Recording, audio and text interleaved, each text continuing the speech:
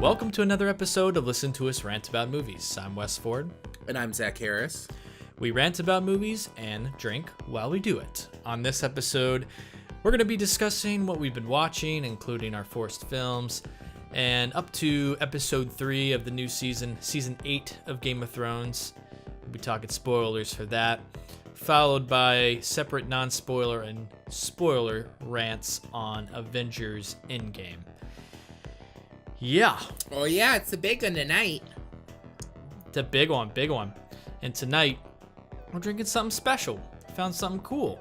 Look at that.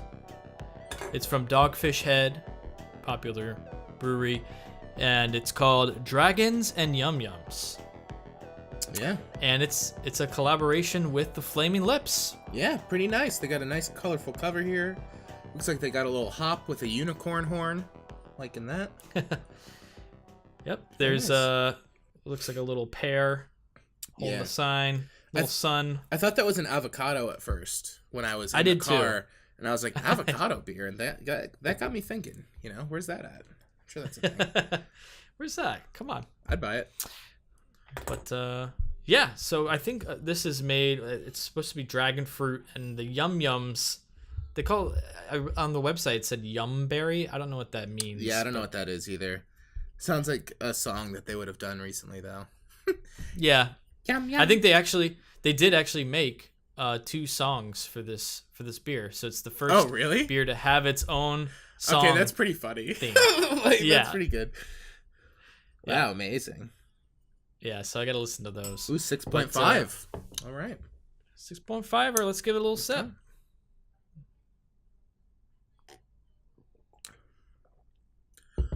It's nice. Yeah, it's good. It's smooth. It's a lot less carbonated than typical beer. Yeah, totally. It's almost completely flat. Mm-hmm. I kind of like that though. I'm weird though. I like stuff that's flat. Like I like flat soda every now and again, with some water in it. Oof. Oh, dude, what? you get some squirt. No, you get squirt.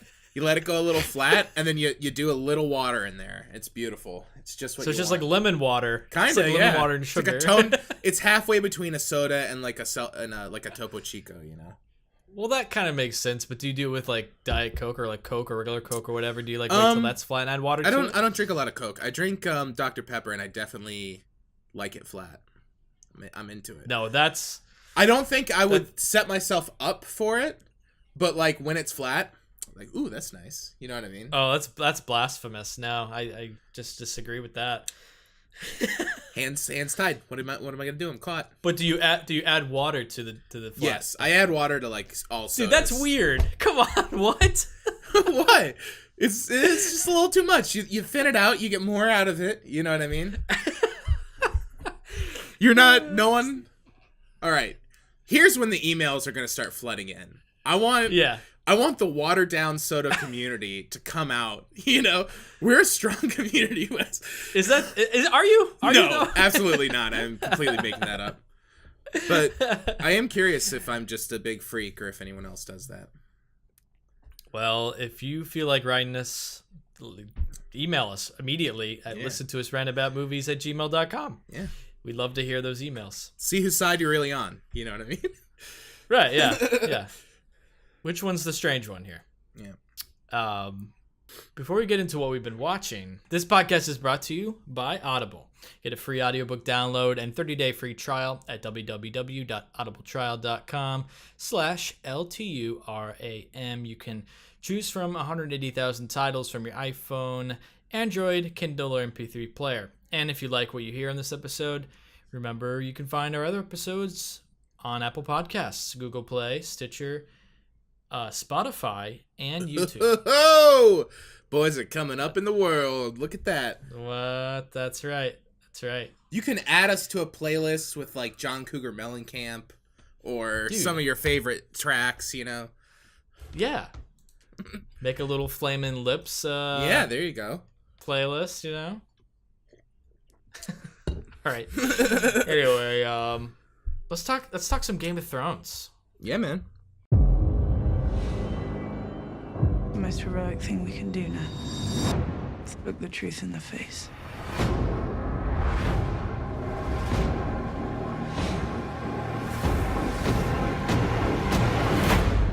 The Night King is coming.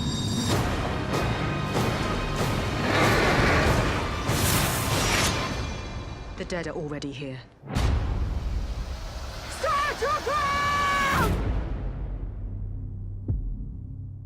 It's a good thing to discuss, you know. This is a big momentous time in history. I think we got for like television and entertainment. We have Game of Thrones and Endgame. Very emotional weekend. Game of Thrones. What'd you think of season or episode 3? I thought episode 3 was good. I do think I guess we'll see where it goes, but it seems like they're easing off the cruelty quite a bit in favor of some fan service. And it's like, sure. let's get cruel, guys. Everyone liked it when you just like murdered everyone. Right. But what made this show great? I think there is probably a little change in that based off the fact that this is like solely the writers of the show, right? So it's like, yeah. I get there's like a difference there, but low body count, you know what I mean? It's a low body count for me. I think everyone expected like most people, or at least a large chunk of people, to die off last night, and a few people did, but like not on the scale I think everyone was expecting. And not to me, less like based off my expectation, but more just like not on the scale of what's realistic. So it's like hundreds and hundreds of people died, but not the people that you like. You know what I mean? Like they all made it out, and they were the one person from like those groups to make it back. Yeah, it's like what are the chances? Yeah, exactly. It's a little much. It's also like, why didn't like we see Sam almost dying like 4 times? Like he's still alive. Like he kept like teleporting through the battle and just like surviving. Yeah, it was and just weird. Like, I don't know, just kill him off. I don't know, just like this is ruthless. It's the end. It's the end. I'm a little afraid that they're just gonna like not kill people because people like them. Which I got into a conversation with my roommate about this, where it's like there's the fan service that it's like you don't want this person to die because they're a likable character, or like you like them. It's cruel to kill a character, you know what I mean? Blah blah blah. But also, it's like, it's the end of the show and there's not more, so who cares? You know what I mean? Right. Like, it's the end, so just, like, whatever, you know? I don't know. It's exactly. It's not like you need to hold them for later. It's done, so. And it's this giant battle people are going to die at.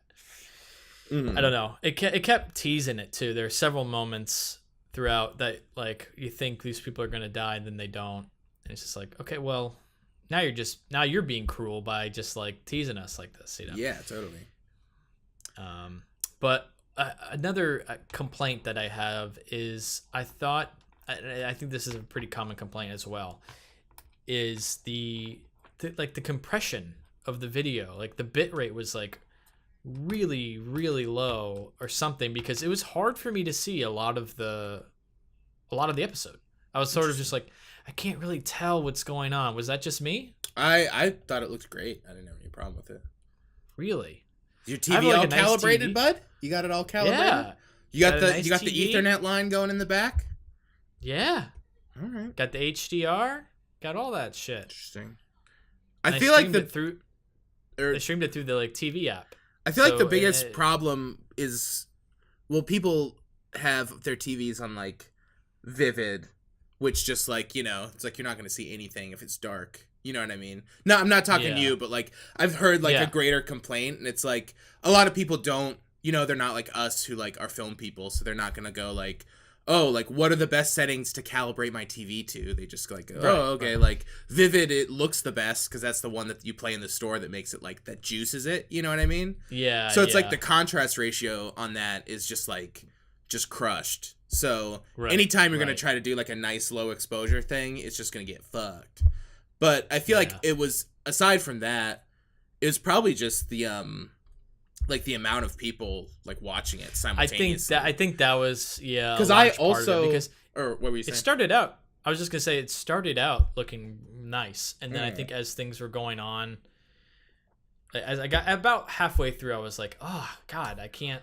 Like, there was a lot of banding on the edges, and just like the bit rate was way down, and I even like paused at one point, let it buff, and but it didn't do anything. So I was just like, whatever.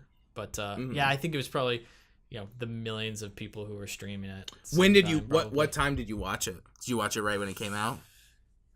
Oh yeah, I watched it. Well, they usually upload like a couple minutes early on HBO Go. Yeah. Or HBO Now. Only for Game of Thrones though. Other shit takes like an hour. Yeah. Like last week tonight, I'll try to watch that on Sunday night, and you gotta wait till like midnight for it to pop up. I know. We don't even watch it on Sunday nights anymore. Yeah, it's bogus. It's like Game of Thrones is getting that immediate upload. Let's get that with some of the other television. Come on, I know. That's a sidebar though. We don't need to get into that. Yeah. But yeah, I think it was probably just because people were streaming it probably. They usually look fantastic. Yeah, because I watched it. I was waiting for my roommate's girlfriend who like got off this thing later. So I started at like 11:30. So that could also be it, because like it was late. So not everyone had watched it. Yeah, everyone had watched it already. So maybe that's why mine looked better. Probably, yeah. Because I didn't have it. Looked very good, and I've heard that complaint though with other things. Like people complain about Ozark. Like it seems like it's a weird thing where people are like jumping on it now online. It's like it's too dark, but it's hard because you do have to make sure people see the thing, but it's also like, I don't know if that's the way like it looks the best, then why are we like sacrificing our cinematography to calibrate to a Vizio TV that's on Vivid? You know what I mean? Like right, exactly. Just addressing it at large, not necessarily this instance, but yeah, for sure. I thought Ozark looked amazing. I haven't watched it, but from what I've seen, it looks really nice. Yeah. Oh, dude. That's a whole other thing. Back to Game of Thrones. I thought, what are some cool other moments? Like, I thought the dead dragon. Yep, that was cool. With its like throat ripped up was pretty cool. The moment where he brings everyone back was good. Where like he's running towards them, and it's like, oh, everyone's about to get up now. And it's like they raised it a little another time, so it's like, okay, cool. Yeah, it was I think overall the pacing was very nice because it had nice moments, quiet moments, emotional stakes.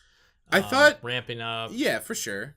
The one scene that felt a little too deliberate for me was when she's in the library and they're just like wandering around. It seems like they would have had to have been there for a long time to like cool down. Because they're like insanely feral. They're just like, like busting down all the doors. Yeah. And like falling over each other. Passed. Yeah, it's like they're just like walking around in there really calm.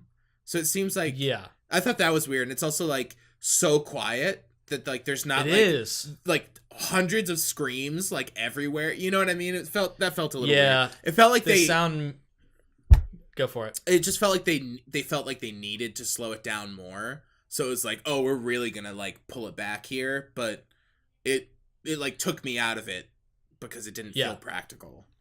100% agree. There should have been at least like in the sound mix like some distant war sounds, like continuing, because it just felt like it was like a time jump almost. Like what? It's like it's like days later. What happened? Yeah, what's going on here? It like died way too easily, like the sound. Yeah. But I thought they did a good job selling the fact that this is an army of the dead. Oh, like how much more terrifying that is. Like it's not even like a natural battle at all. It's like completely a fight for survival at that point, and they had like no chance.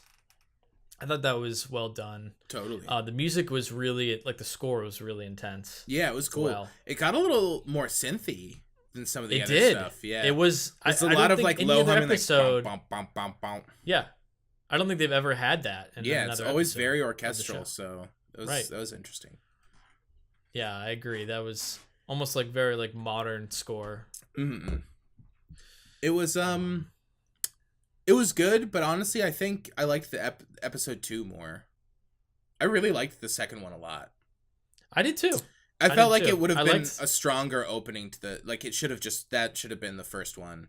Like, if this one's allowed to be 90 minutes, just like add the most key elements of the first one and just like plop it in the second, just make it a little longer, you know? Right. Yeah, seriously. Yeah, I liked that episode a lot. Just like having a moment. I'm glad they took the time to kind of have a moment to just reflect on their like last night of possibly being alive and just like reflecting and just like being with the characters and us experiencing and hanging out with the characters. That was nice. Totally. Because rarely it's like there's a lot of character building in the show, but it's always like being driven by plot. So it was nice to have like you said, just like them hanging out. There's like very little like hangout scenes with them where they all sat around the fire and it's just like all these characters you haven't seen interact. And it's like, and like some of them are like, nah, I don't want to drink. And other ones are like, fuck yeah, I want to drink. You know what I mean? Like, why would I not right now? Like, what are you talking about? Yeah, that moment where like Bran's like a half glass. And then like Tyrion's like pours it all the way up. Like overflowing, like hands it to him. That was amazing. It was good. But I guess one last thing we'll mention, like, what did you think about the Night King and Arya? I liked it. It was good. Yeah, she's such a badass. Yeah, it was like she deserves some like big like moment, you know. Training paid off. Yeah, totally. And it also like I've heard the complaint that it feels like cheap because it's like last second, but I feel like everything they definitely draw the shit out of that like for so long. You know what I mean? Like him walking up, it's like you know, but it's like that's how it always happens. There's always another army that like crests the hill or like a dragon that flies in and like burns them up. You know what I mean? It's always something right at the last second. So like you got to follow suit, you know. Yeah. I'm not like fully satisfied with it though because I don't know, just like everything was building up to this moment to face the Night King. I thought he wouldn't go down so quick. Like I thought maybe they would hold off till the end of the season or Yeah, I think I liked the execution of the way he got killed. But yes. I agree in the sense that it makes it feel very segmented now because it's like there's 6 episodes, right? Right. So it's like 3 of them deal with that battle, 3 of them deal with this other battle. It almost makes them feel like separate things when it would have been better thematically if like everything kind of culminated into one. Exactly. I thought the Night King would take his dragon and not even show up for Winterfell and just like go down south and like raise another army over there. And like maybe somehow they would meet in the middle or totally. I don't know, or like some kind of 3-way battle where it's like the Lannisters versus Starks versus Night King army. Yeah. Because she never, seriously never like the whole show, they're just like, war's coming. And it's like, we're all gonna die. And she's just like, yeah, whatever, get out of here. You know what I mean? Yeah. And now it's just like, she just like she's like, oh yeah, good, I didn't do that. You know what I mean? Like, oh yeah, cool, serves to be a dick because like I didn't help and now like they took care of it. So like that's awesome. You know? Yeah. But now they don't have an army. Yeah, totally. So we'll see how that turns out. But I don't know, it just felt like the whole show, literally from season 1, episode 1, they show the White Walkers, right? It's all about that. Yeah. And now it's just like over that quick. I don't know. It's just like it would have been. I thought they would get past Winterfell at least. You know? Yeah, totally. Yeah, it definitely more is apocalyptic. Gonna make it feel more like segmented because now it's just like everything pivots to like, okay, that's done now, like this other thing, you know. Now we got to get the throne. Yeah. Which I guess that's kind of what the show's about too. But like it's a little imbalanced though. It'd be nice. Yeah, I don't know. It was very sudden. It's like if you're gonna break it off, if everything is not gonna culminate at once, why isn't like the end of last season when they destroy that and then this is all about the throne? You know what I mean? Right. It feels weird to like hang over this like half season or whatever and then like have that like be too many seasons. Because basically they really what needed to make they needed to make this 2 seasons, like 2 long regular seasons. Instead of like one. No? You don't think so? It just seems like it should have converged more, or like that should have been taken care of quick. It's all happening so fast compared to the rest of the show. But I'm all for wrapping it up. I just like, after all this time, to have everything sort of just like oh it's done. Yeah, it's like sure. Well, okay, that's just unsatisfying to me. Yeah. Anyway, so I guess we'll see what happens. But overall, I'm enjoying the show, enjoying the season. And I did like the episode overall too. It's pretty cool. But what else have you been watching, Zach? I went and saw Alex Ross Perry's Her Smell with Elizabeth Moss. It's out in theaters. And I was very, very pleasantly surprised by this movie. Loved it. I saw your rating on that. Yeah, bad boy. It's amazing. It's so good. And it's not necessarily like something that it's not like a standout of like a classic, you know what I mean? Like, oh, what a 5-star, this thing's, everyone's loving this thing. You know what I mean? It's very very like focused and small, but ambitious in being small, and just very well executed to the point where there's not a lot of like new concepts in it, I guess, but it's just an extremely well executed version of this idea, you know? And also, I mean, it goes a little further than other things I've seen tackle it. Basically, it's just Elizabeth Moss is like a pop star, or like I guess she's like in a punk band or whatever, but kind of like pop punk. And she's like a big star, and the movie starts kind of on the decline. Like they're playing like a mid-size, like a bigger venue, but not like an arena. You know what I mean? They used to play like these huge places, and she's just like a complete, just like taking advantage of everyone, insane alcoholic, drug addict, basically just acts like a child and has a baby as well. Yeah, she's just like everyone around her is desperately telling her that she needs help, and she's just like not listening and just like getting trashed, you know. And but it kind of follows through in like big segments. So I think there's four major parts, but they're all kind of like extended set pieces of like different moments through the career. And I thought it was interesting that it started already like at a low, you know what I mean? Maybe not like the lowest, but it starts and things are pretty bad. And there's just a really good sense of like the anxiety of a toxic person in it. Because there's these characters that are talking very logically, and like Dan Stevens is in it. And there's a lot of like, I'm always not crazy about like super tight handheld stuff, you know what I mean?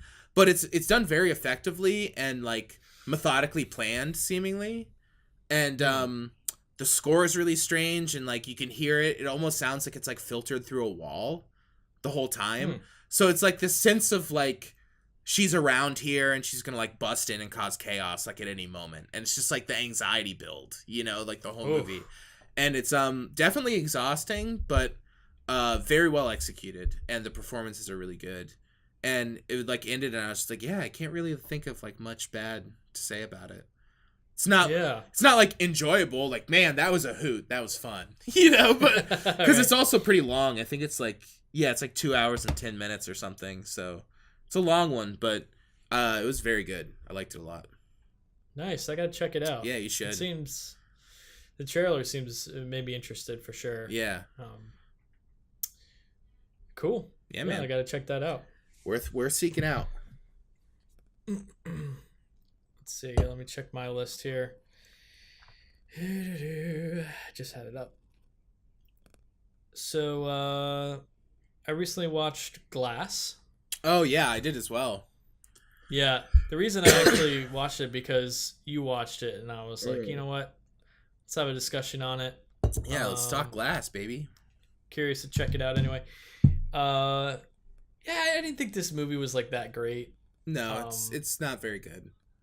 But I didn't think it's not very good, but I didn't think it was like a piece of shit. Yeah, either, I don't think it's inherently a bad idea. It's not like like why would they do this? It's like at first it kind of was, but I can see why he thought it was interesting. You know what I mean? Yeah. There's like interesting things about it, but yeah, I think it's harder to accept now than it would have been if it had come out like right after Unbreakable. Yeah. Because in this, Marvel world that we live in now, I don't know, it just doesn't seem. It's like the ideas that it's trying to tackle and its execution for a superhero film is like underdeveloped compared to where we are now in like the zeitgeist of superhero movies. Mm-hmm. It's hard to feel like a superhero movie when the superhero movie that's out is like thousands of people running at each other. You know what I mean? And then this is like three guys in a parking lot, and they're like, "We're going to the cool spot," and you know what I mean? And then it's like, yeah. But that being said, like the ideas behind what he was trying to do and where it comes from Unbreakable and all that. That was cool, and as a fan of like that movie, I kind of enjoyed it in a way. But yeah, I just don't think like overall it was like a very great film. It's just not well executed. And also like going back, it's not even like the script is that great. You know what I mean? I think there's like major structural things that like make it feel weird. Yeah. But yeah, it's just like Bruce Willis phones it in for sure. He like did it. Yep. It seems like he was just like, I guess I'll like. He has this like weird like self-awareness that I like can't get past. I was telling you about this.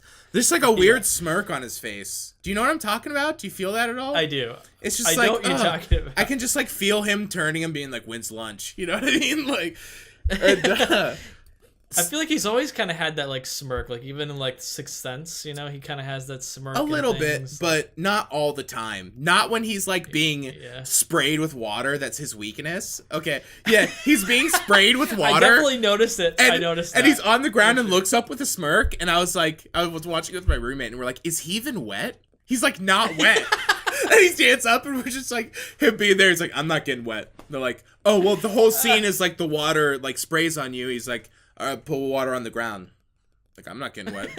It's like, yeah. Okay. Want me to get wet? Okay, sure. But it really just felt more like Split 2 in a lot of ways, which was a bummer because I was hoping that it was going to be mostly Sam Jackson. That's the hope, right? Yeah. Well, it's called Glass. Yeah, it's called Glass, and it's like he's the one who hasn't had their own movie yet.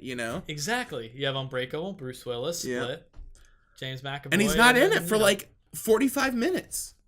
I mean, he's in it, but he just doesn't say anything. Right, yeah. I guess that maybe that's a spoiler, but... Yeah, well...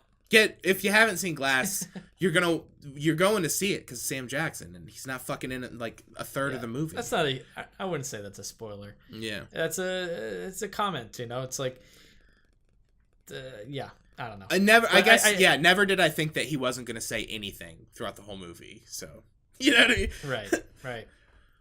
I thought that what they did with his plan, which we won't talk about, but his goal was clever and interesting. Mm-hmm. That's one thing I kind of liked about it. It's like, yeah, this guy's smart. Yeah, totally.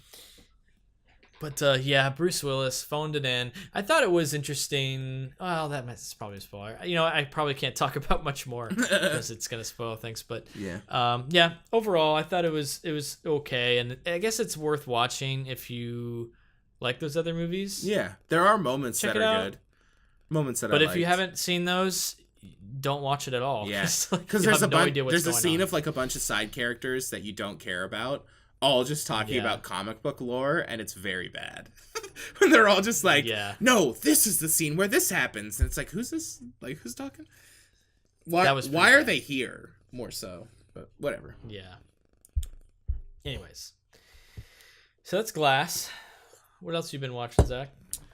I saw High Life. Really curious about that movie, man.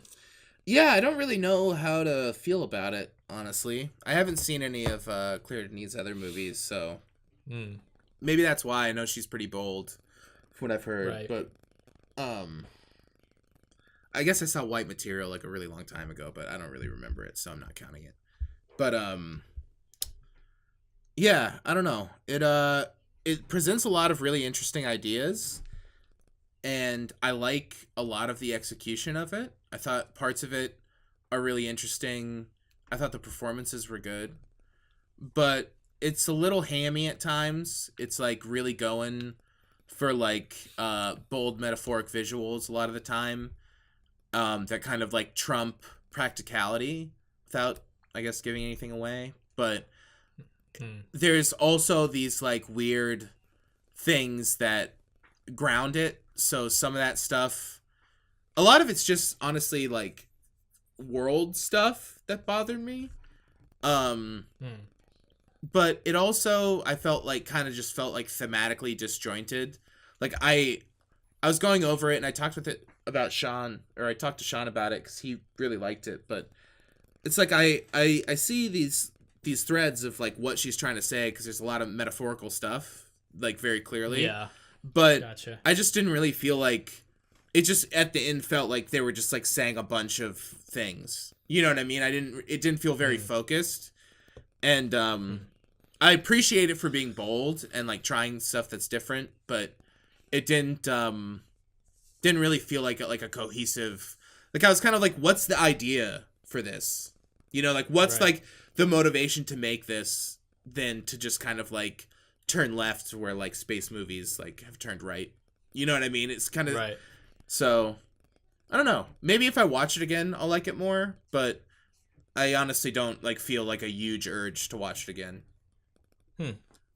That's somewhat disappointing. Yeah, but I feel like I think it's good. Like it's good. I didn't dislike it, but it's just when something's so bold, you're like hoping that it's like a home run. Yeah. You know what I mean? And also, not to say that I need it to be like satisfying, but I just like, I guess it wasn't like super engaging, you know? Interesting. Okay. Yeah. All right. Interesting. Worth seeing though. You should see it for sure. I'm curious to hear your take. Yeah. I will say one big plus, very rare in a movie, cute baby. Interesting. Yeah. Usually in like movies, like because especially in a movie where a baby's being annoying, got like an ugly baby. You know what I mean? Yeah. This is like the one movie I was like, you know what? Babies are pretty cute. You know, cute fucking baby there. That's a rare thing. It's pretty rare. Yeah. I watched a movie that I had on my like Netflix queue for a long time, and I was like, just gotta watch it. It's called The Autopsy of Jane Doe. Oh, okay, with Emil. Yeah, nice. Emil Hirsch. And Brian, right? And Brian, yeah. Just a couple of great guys, you know. Emil and Brian, hanging out with them. Don't know why I'm referring to them in the first name, but what's his last name? Do you remember? Cox. Yeah, Brian Cox. So yeah, this movie, there are really great parts to this movie. I think that it went in a lot of different it went in a direction that I didn't expect, and I like what they did, like with the concept of what's going on. I like the idea of having these two guys, father and son, who run this morgue. Yeah. And they basically get this mysterious body in, and they dissect it, and they have to figure out like how she died or whatever. And how that is executed and the idea behind that is really cool. Like to have just like these two guys try and figure out the mystery within this one space. I liked a lot. and the lighting, the cinematography, the set design, and the acting are all fantastic. Okay. But the horror was very cliche. Yeah. And very tired. Like, the same stuff we've seen before when it came to the scares. Like, yeah. Very predictable. Light goes out type of thing. Oh, there's someone standing in the hallway type of thing. So that was a huge letdown. I feel like if they had tweaked their script and like made their scares more about tone. Yeah. Like we've talked about this with horror movies. Less about trying to make it scary and just more about the tone and like the dread and making it more surreal. If they made it more surreal, I think this would be like a banger. Yeah. Of a movie. But because of those cliche horror moments, it's like meant to be an okay movie. Okay. But I'd say, I mean, if you like horror movies and you're drawn to the idea, I don't want to spoil at all what happens because I was pleasantly surprised. But it was a good, fun watch overall. Nice.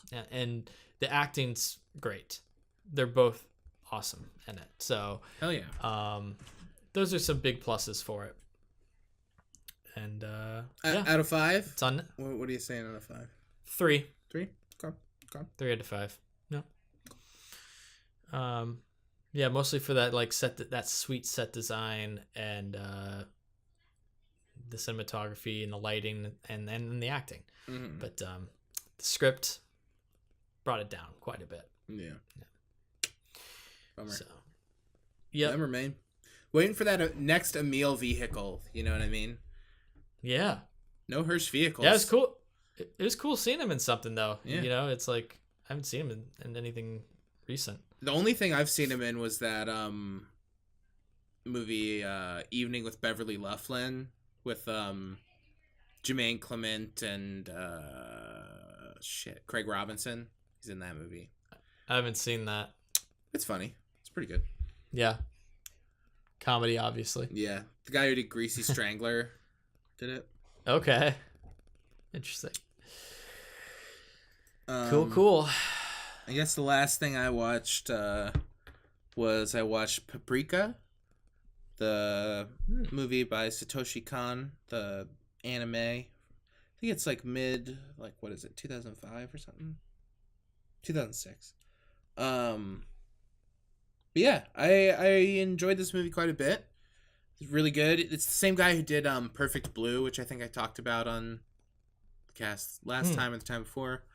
But it's good. It's like basically like this company has this like dream machine where you can like go into someone's dream to like treat them based on certain things, and the designer of the dream machine like takes it and then it gets in the wrong hands, and basically anyone who's using it or going into these dreams, people, I don't know, it's kind of like a goofy Inception in a way. There's no like agents going in, but it's kind of like everyone's using this technology separately, and then once it gets out, everyone is kind of like collectively going to the same place. You know what I mean? They like start to tie together, and it's weird alternate reality thing. But obviously the fact that it's an anime means that there's a lot of you know, weird animation stuff, things changing. Right. But yeah, I enjoyed it quite a bit. I thought it was it's pretty short, but it felt slightly long potentially.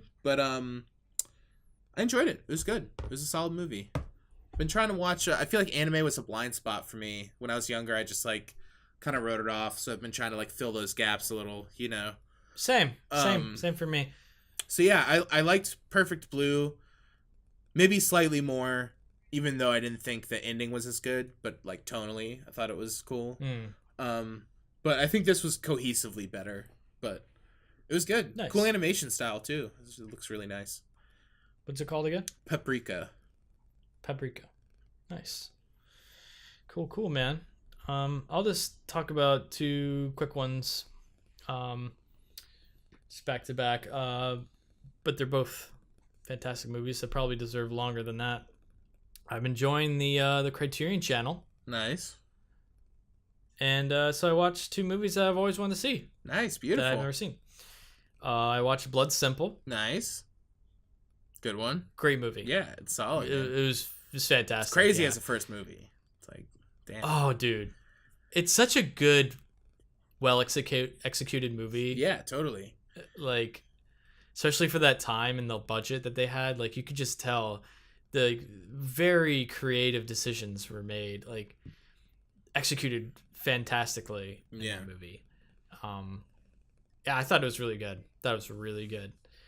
And I also watched Stranger Than Paradise. Nice. Hell yeah. Jim Jarmusch. Yeah. Never seen it. I liked it. It was good. Yeah. I think I wasn't like, this is amazing, or it's not like I can't wait to watch it again, but I thought it was like a solid, interesting watch, you know, from a really good director. And I definitely, I'm always, go for it. I was going to say, I definitely really like it, but I do think it's one that like is at this point, like more important of a movie than one that like is like super watchable, because it's like, you know, I feel like it was at the start of that when movies were like being that. Obviously it's taking inspiration from other things, but it's, sure. I don't know. You've seen his style develop, so it's like less impactful, but it's like a big one in like when it came out. It's like, for sure, it's a big one for like cinephile history type of thing.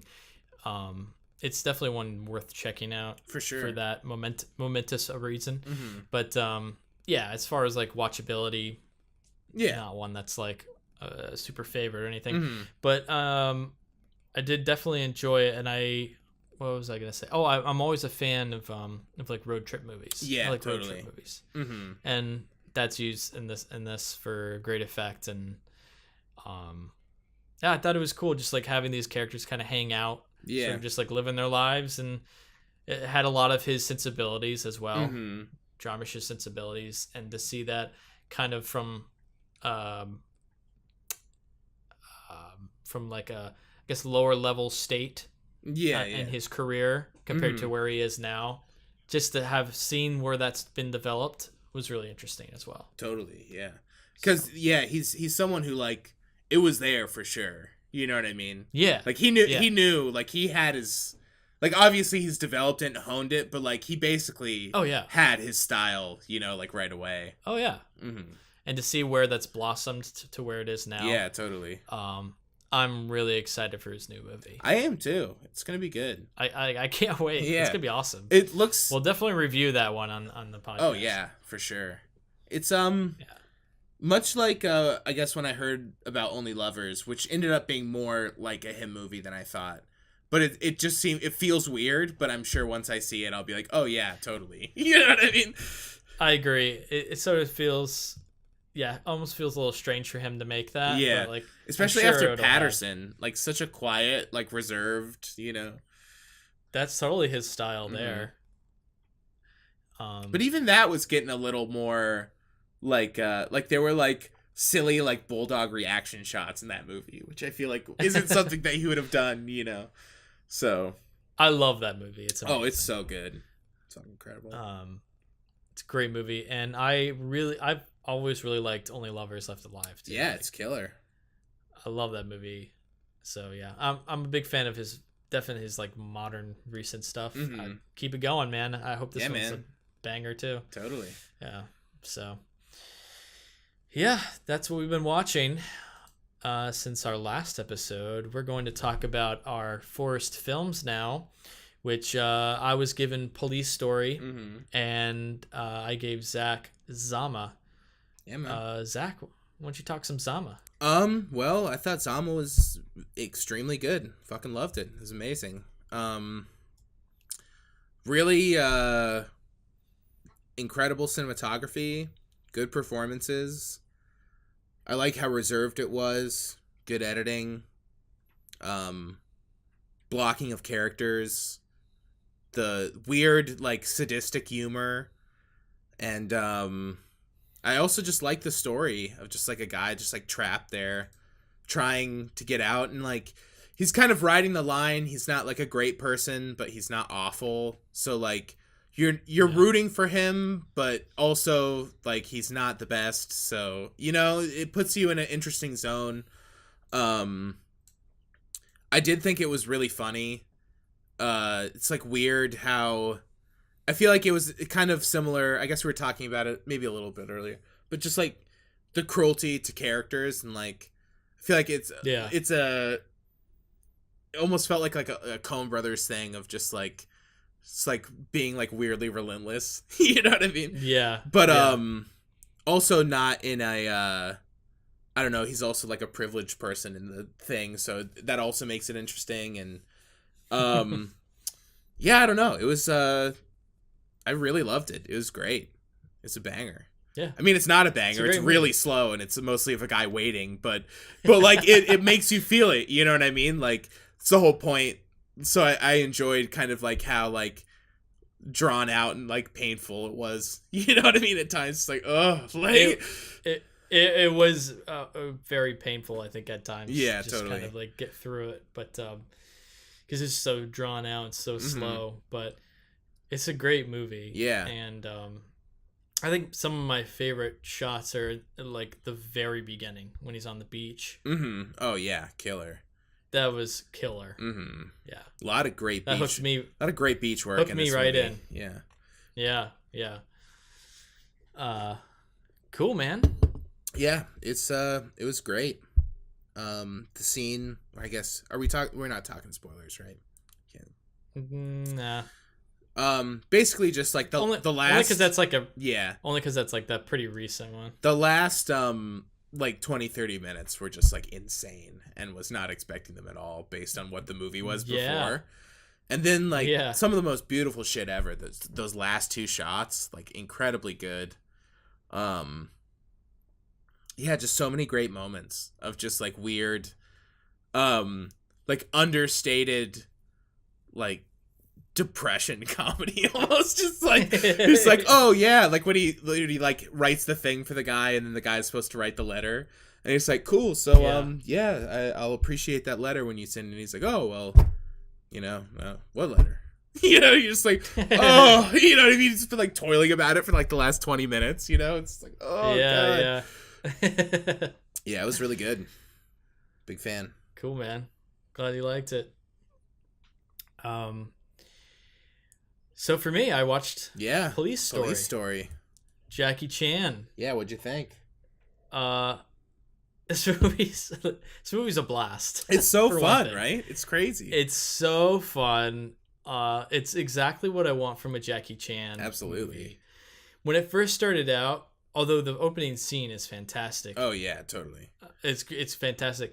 I thought the whole movie was going to be like him with a gun, and I was sort of disappointed at first. So I was like, man, I want like Jackie Chan action movie stuff. And you get that. Yeah, so I was like, it comes. Yes, it comes. know, hell yeah.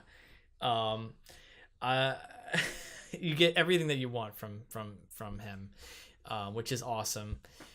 And really incredible action sequences, like the beginning scene. And I'm gonna spoil probably this movie. It's been out a long time, so 1985.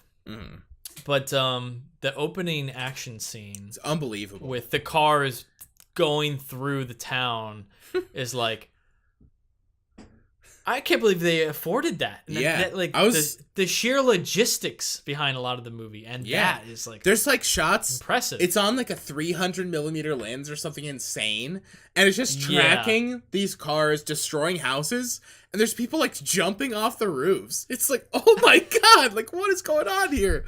Like they destroy like a whole like town set. It's unbelievable with these cars. It's insane. Yeah.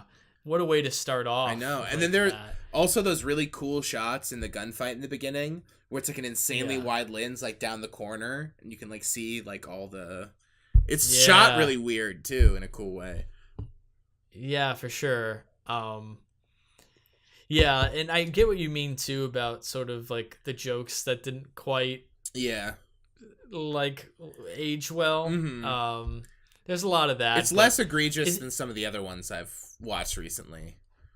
It wasn't that bad, no. But it was sort of just like it was of its time, and it was very cheesy humor, very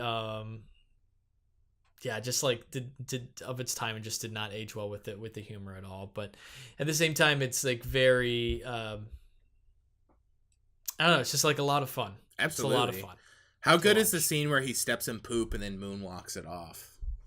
Oh, yeah. I was So like, he good. really did that. Yes, that was good. amazing.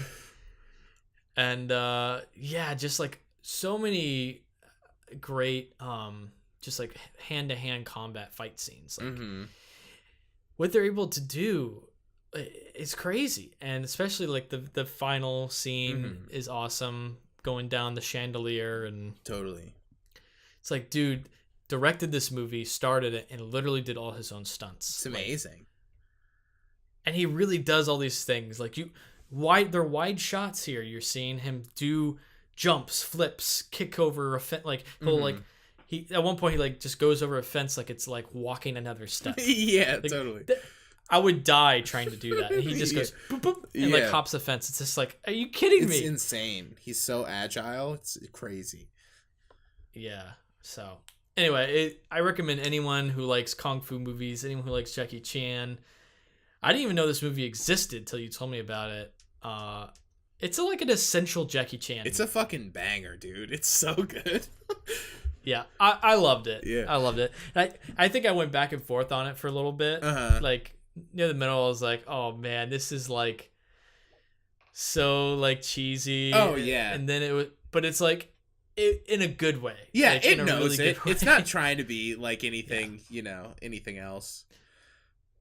And I love just even like the cool stuff. The opening or the closing credits begin. It's like the end credits, right over bloopers. It's like I think they're probably one of the first movies to do that. Yeah, totally. And they're like immediately you see bloopers of him like we see him directing like behind the scenes stuff. Like oh that's cool. It's like how he did that scene. He's like practicing the scene and then like. Yeah, I don't know. That added to the fun too. Yeah, it's just like, totally. oh, this is awesome.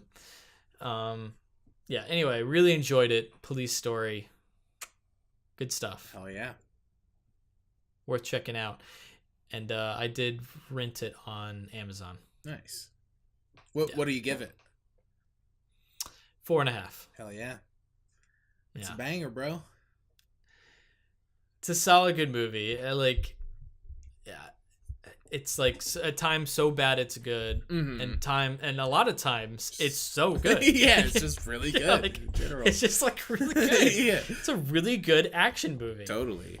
I didn't ask. I forgot. Would you? Oh yeah, it's a 5 banger for me, bud. Oh 5. Yeah. Oh buddy. Nice. It's a good one. Really enjoyed it. All right. Cool. Well, that's gonna wrap up our forced films.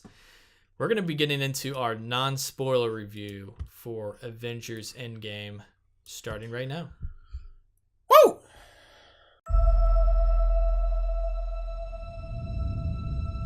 God, seems like 1,000 years ago.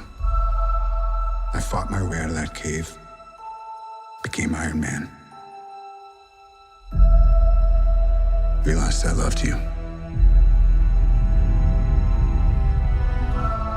I know I said no more surprises, but I was really hoping to pull off one last one. The world has changed. None of us can go back.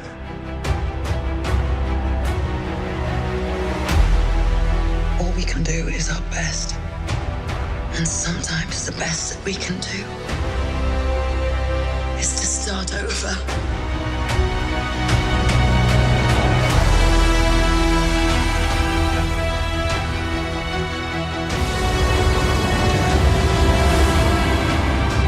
I saw all these people die.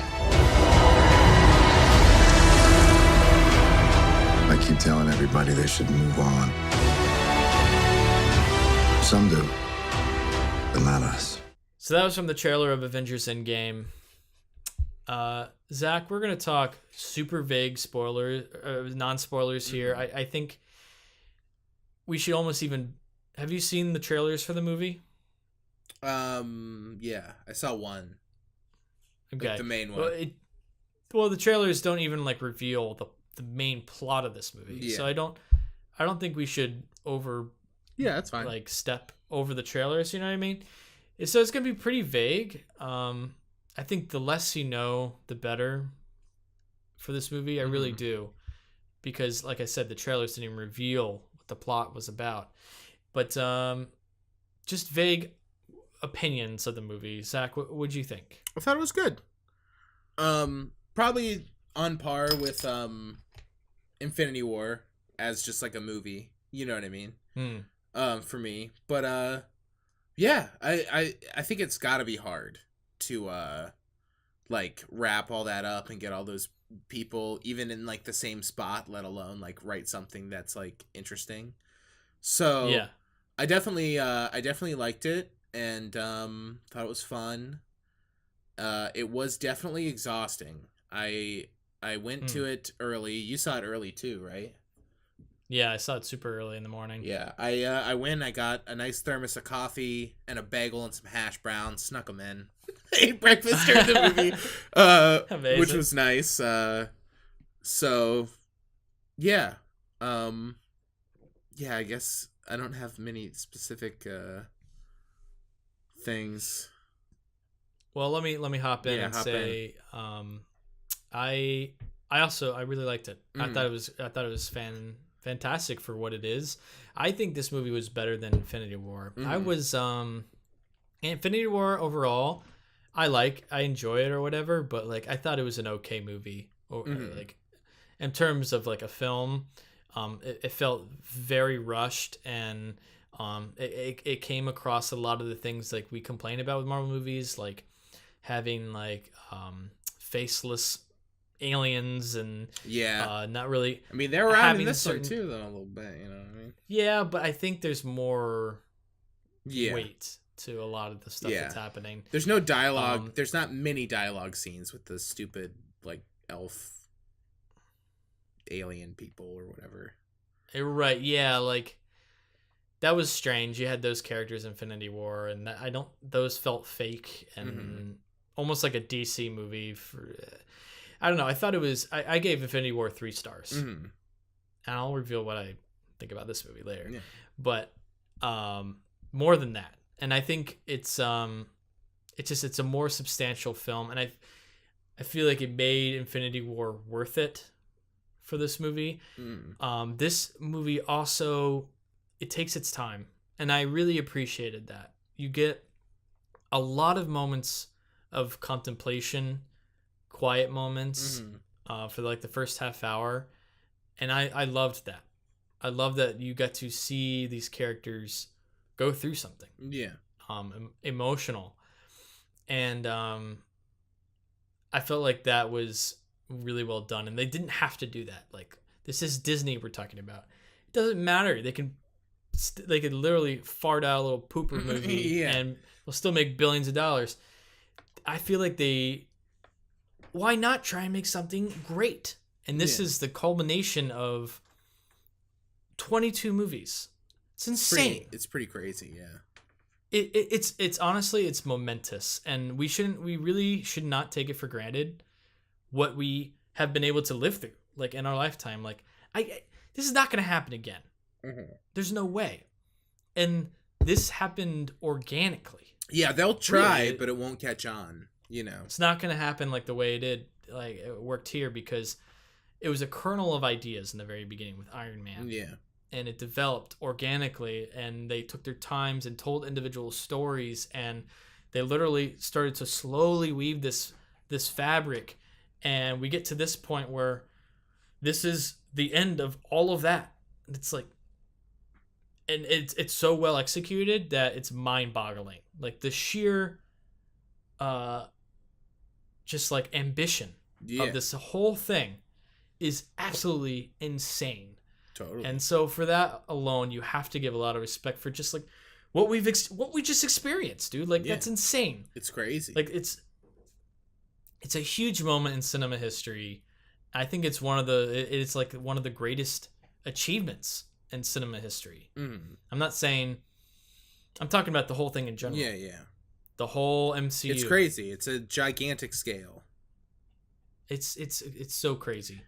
And I do, like, I go back to what I was saying, I do like how you have this, in a movie this big, you still have moments of contemplation, quiet thoughts on loss and dealing with people that you've lost, and how to take that and take the responsibility of that and try and do something better. Yeah. Like it tackles big ideas, and then you have epic moments as well with that. So I was very glad that it was 3 hours. I don't think it should have been any longer, but you started to feel that near the end, like, oh, this is long. But I was never bored at any moment in time. Yeah, I thought it was very long. I wasn't bored, but it was just like I was like exhausted when it was over. You know, and he's like, oh, whew, you know. But I definitely wasn't bored ever. It had a nice pace to it. It moved well. Yeah, I also think it paid. Not spoiling. There's a fair amount of fan service here. Absolutely. And I don't. It's probably the biggest fan service movie ever made, but I don't think that that's necessarily a bad thing. I'm fine with it. I don't know. I'm fine with it. But it also, there's some surprises. It didn't fit a mold of what you think was going to happen. A lot of people had certain expectations, but it definitely. I didn't see where this movie was going to go at all. Like I was like, are they really going to do what they're going to do? And then they do it. And it's like, it's insane. Yeah, it's crazy.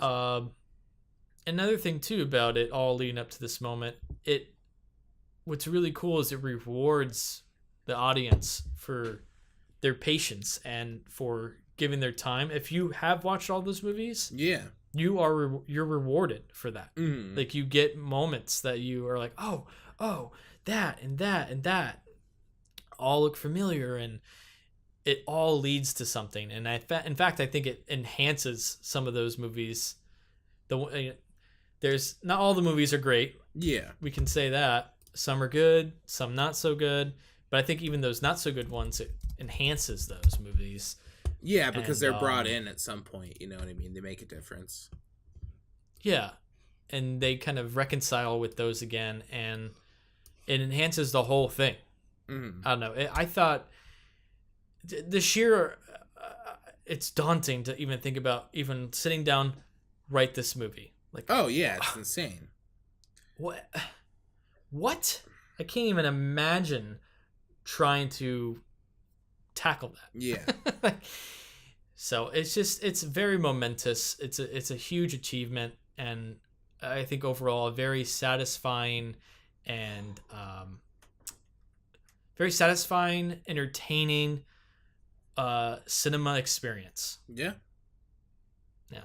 Yeah, I think it's very impressive. I feel like I have problems with it, but it's all like weird nitpicky things. Yeah. And you can nitpick it to the moon, but like there wasn't any like glaring, negative. It just right. Yeah, it's impressive.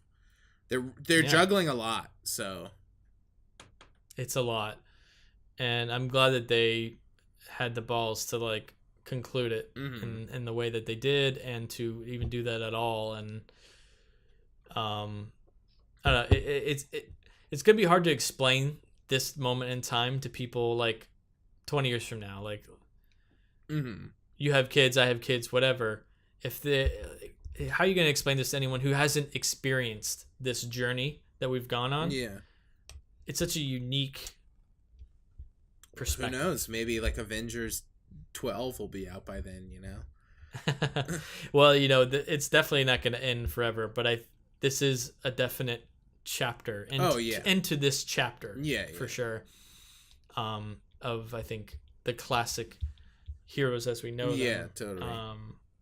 And that's not a spoiler. That's, it's called Endgame. So, any other non-spoiler thoughts? No, not really. Okay. Yeah, I feel like we'll get into the real meat of it. Yeah. Next time, but yeah. Overall, you liked it. I liked it. Yeah. It's a big achievement. Totally. And there's a lot more to discuss. Yeah, man. In our spoiler section. But Wes, before we get to that, I don't know if you forgot about something that you brought up earlier. Do you remember what I'm talking about? I maybe kind of remind me. All right, please so remind me what. I just want to discuss the special deal from our sponsors one more time. Obviously, Wes doesn't remember. So for the listeners of the Listen to Us Rant About Movies podcast, Audible is offering a free audiobook download with a free 30-day free trial to give you the opportunity to check out their service. To download your free audiobook, go to audibletrial.com/LTURAM, audibletrial.com/LTURAM for a fucking free goddamn audiobook. So, free audiobook, guys. And speaking of, this just reminded me, because you brought this up. So supposedly, Alien 3, there's a Lost Alien 3 script out there. Oh, really? That never got produced. Audible is fully funding a production, like a full production audiobook of that script. That's crazy. With what's his face from Aliens is coming back to voice it. Whoa. I'm gonna look this up because Michael it's actually Biehn? really interesting. Yes. Whoa, crazy. Yes, Michael Biehn is coming back to voice an Alien. And I can't believe they got Michael Biehn, dude. Yeah. Dude, he's so busy right now. He's gotta hang up all those calls because they're flooding in. Can't believe they got it. It is cool though. I'm not diminishing it. It is cool. It's cool. It's cool. No, you're totally right. But yeah. Anyway, once that comes out, if you get our deal that we're offering here, get that shit for free. You can literally listen to it for free. Yeah, man. Free, and you keep it for life. So, with that, let's move into spoilers for Avengers Endgame. Even if there's a small chance, we owe this to everyone who's not in this room to try. We will. Whatever it takes. Whatever it takes. Whatever it takes.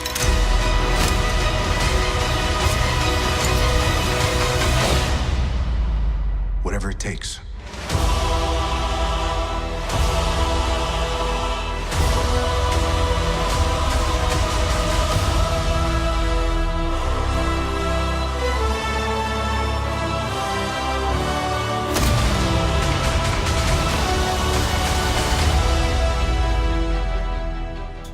Let's start near the beginning, right? Mm-hmm. And kind of work our way through. All right, so very obvious that Hawkeye's family is going to disappear from the second it starts, right? Yeah, of course. Mm-hmm. I thought the way it was executed, though, was pretty effective. Even though I knew it was coming, it's still it happens, and I was like, oh man, just because not even seeing them turn to ash, just like turning and they're just like there's a wisp, was very effective. I thought totally. I thought that was really good. I was a little bummed. The Marvel logo placement always I think is kind of weird, but I get that they use it to like pump you up for the movie. Yeah. But this one felt like obligatory. Like I like that the score plays, that there's like weird fanfare when it comes on, because it like gets you excited. So it feels weird that in the culmination of all of them, they dropped the like Marvel music and put that song over it. I didn't like that. I thought that was lame.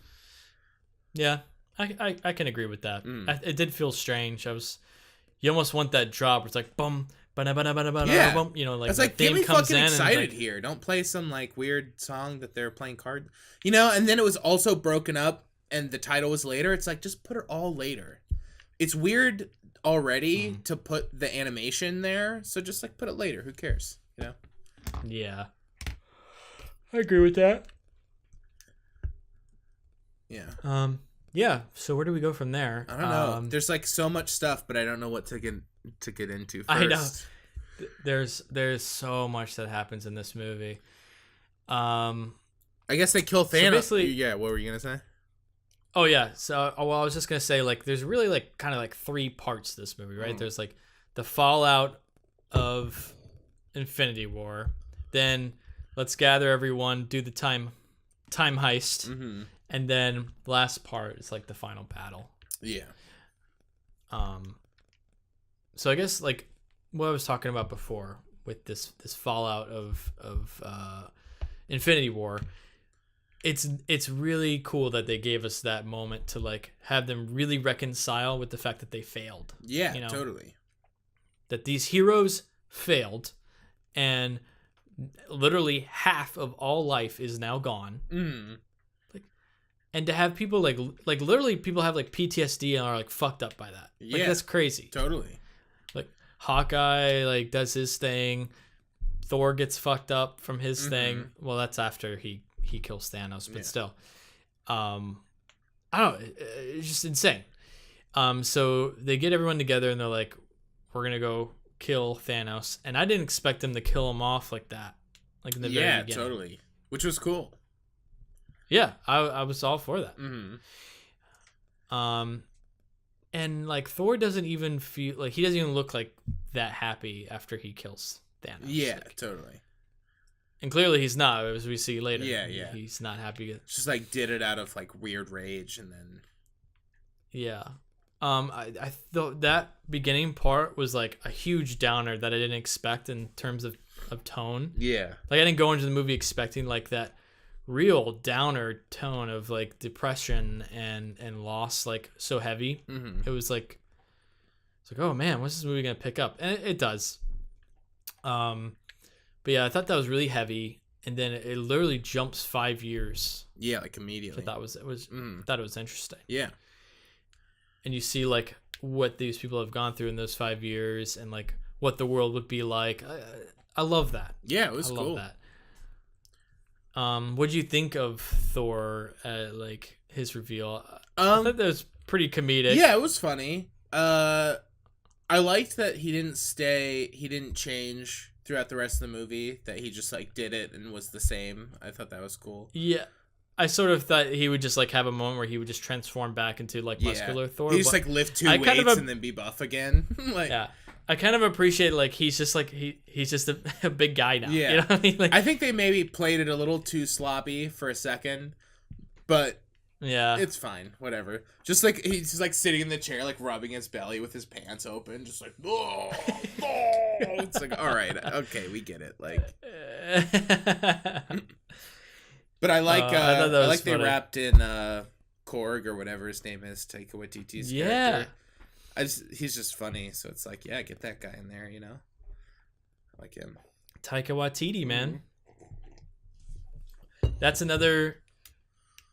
We can talk about this. Literally, everyone is in this movie. Most. Where's Lupita? Who? Lupita Nyong'o. Oh yeah, Black Panther. Lupito. I know. And also not her. Basically all the Black Panther characters got shafted, aside from Black Panther. Because like though I don't remember her name, but the woman who's on Walking Dead, she's like in the thing when it's like 5 years later. They're all like in the, you know, like teleporter or hologram like chat. Yeah. And then she's just like, yeah, I'm good over here. It's like, all right, see ya, not again. You know what I mean? It's just like, she's one of the ones that lives, so like, why wouldn't she be like part of it more? You know what I mean? No, I agree. Like, she has a couple moments through. She's like on screen a couple times. Yeah. But she's like on the poster, so I thought she'd be like a main character. Yeah, I was like pumped for her to be a main character. It's like, cool. Yeah. And then she's just she just felt like she was like obligatory in the movie, that they were like, shit, why didn't we kill her in the last one? You know what I mean? It's like, why? It's just like not in the movie. It's kind of weird. Yeah, I thought there'd be more of her, but I mean, again, they've got a lot of people to cover. Yeah. But but also, like, why she just like have her along for the ride? Listed. She doesn't need to be like Iron Man or Captain America, where they're like doing all the heavy lifting. She's just like there also, like in the action scenes. You know what I mean? Like, it's already so many people. I thought that she would have that role. Yeah, totally. I guess she didn't. It's kind of lame. But I mean, like all like Natalie Portman coming back, and like I mean, Thor's mom. Basically, everyone is in it. I'm being nitpicky. It's crazy. Yeah, everyone that comes back. All right, so I guess back to where we were. Like 5 years later, we see what everyone's been doing. Hawkeye's doing his thing, and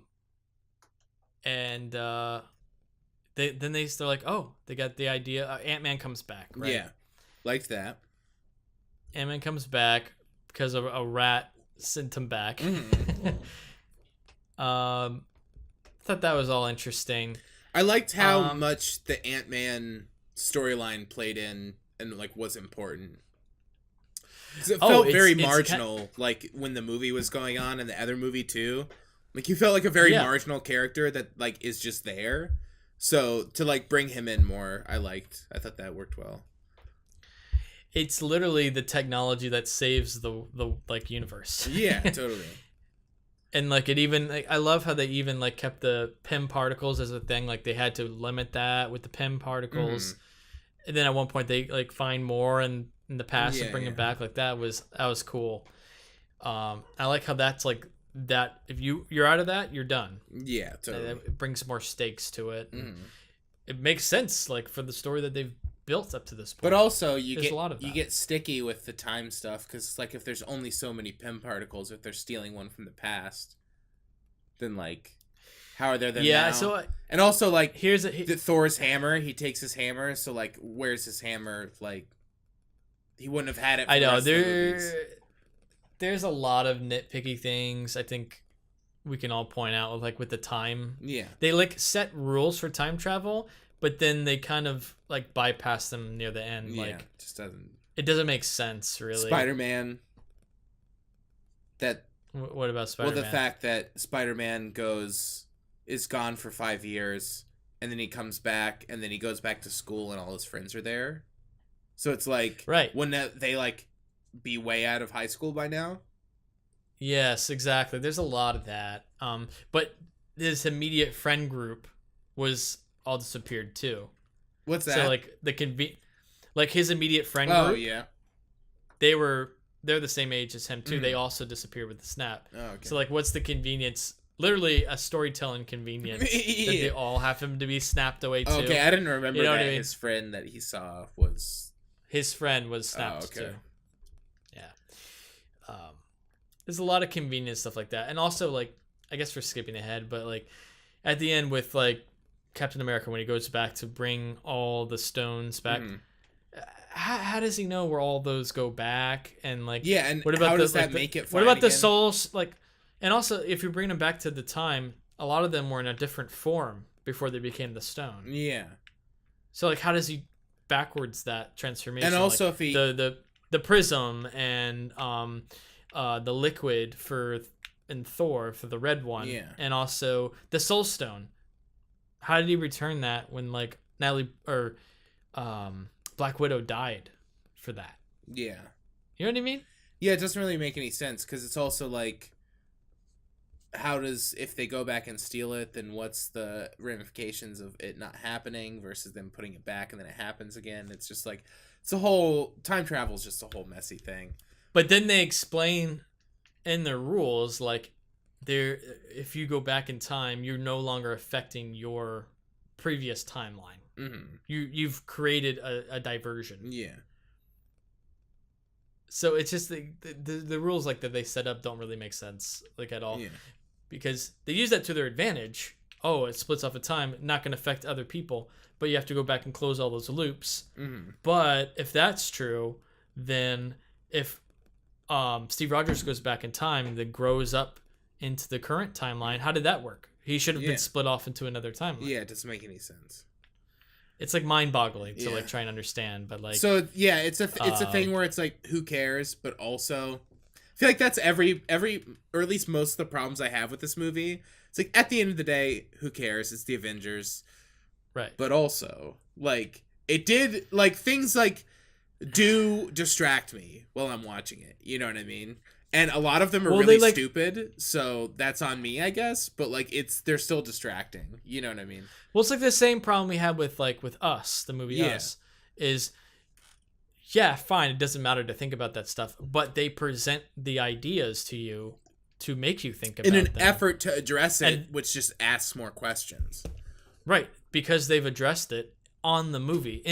Yeah. Now I'm wondering how it works, and when it doesn't add up to what they've set, the rules that they've set, then it it's frustrating because now I'm thinking about that. It's kind of like how in the movie Thor wears a robe over his suit. How does the robe fit into his robot suit? You know, where they tap and they get the, like, Avengers suit that, like, builds over them? Oh, yeah. Gwyneth Paltrow. Nanotechnology How does her shit. hair get in her Iron Man mask? Kind of doesn't make any fucking sense. But yeah, there's also, a lot of stuff like that. Who gives a shit? But also, it makes no sense. Yeah. It's very nitpicky. Yeah. But, yeah, I'm totally with you on that. Not to get too sidetracked on the suits, but I also just think that it was stupid that they just didn't wear the suits. Just wear the suits that they make. They make cool new Avengers suits for everyone. Just wear the fucking suits the whole movie. Agree. Like, that was so lame. Because then they have a button and it like turns into the outfit. And then they're wearing like, different clothes. They're not even wearing the clothes they were wearing before. Like, Rocket has like a weird like blue and like it was like a disguise almost, but like he's not wearing it before. It's like, where did he get this? Like, I don't know. I didn't like it. No. Just wear the suits. They were cool. Come on. Yeah, just have the suits. The stupid nanotechnology thing is like used. It's so lame. Too. It's just such a device for like them to make the movies. Yeah. It's like, oh yeah, Robert Downey Jr. like doesn't want to do the scene where he like has to wear the suit. He'd rather just wear like a hoodie.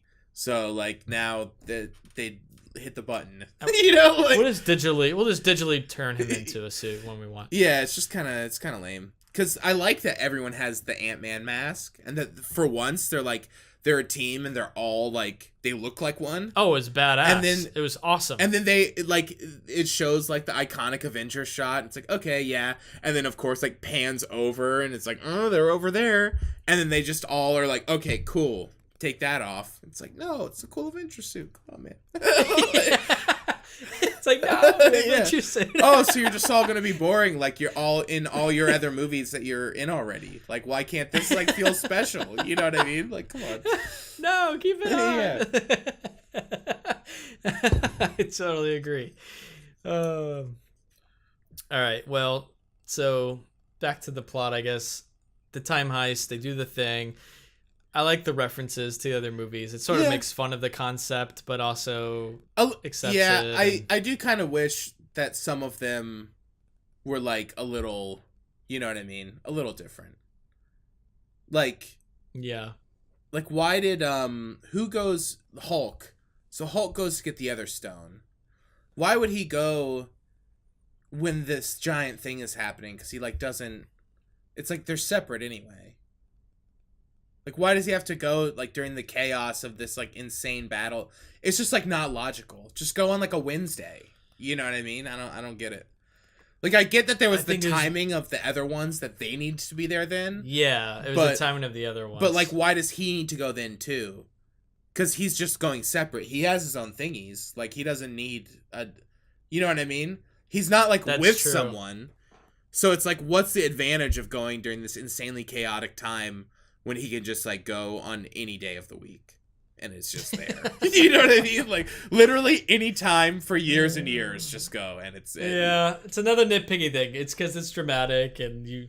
Yeah. The idea is, obviously, to call back these other movies and these other moments, which overall I think was a cool idea. Yeah, it makes sense for the culmination of, like, the thing.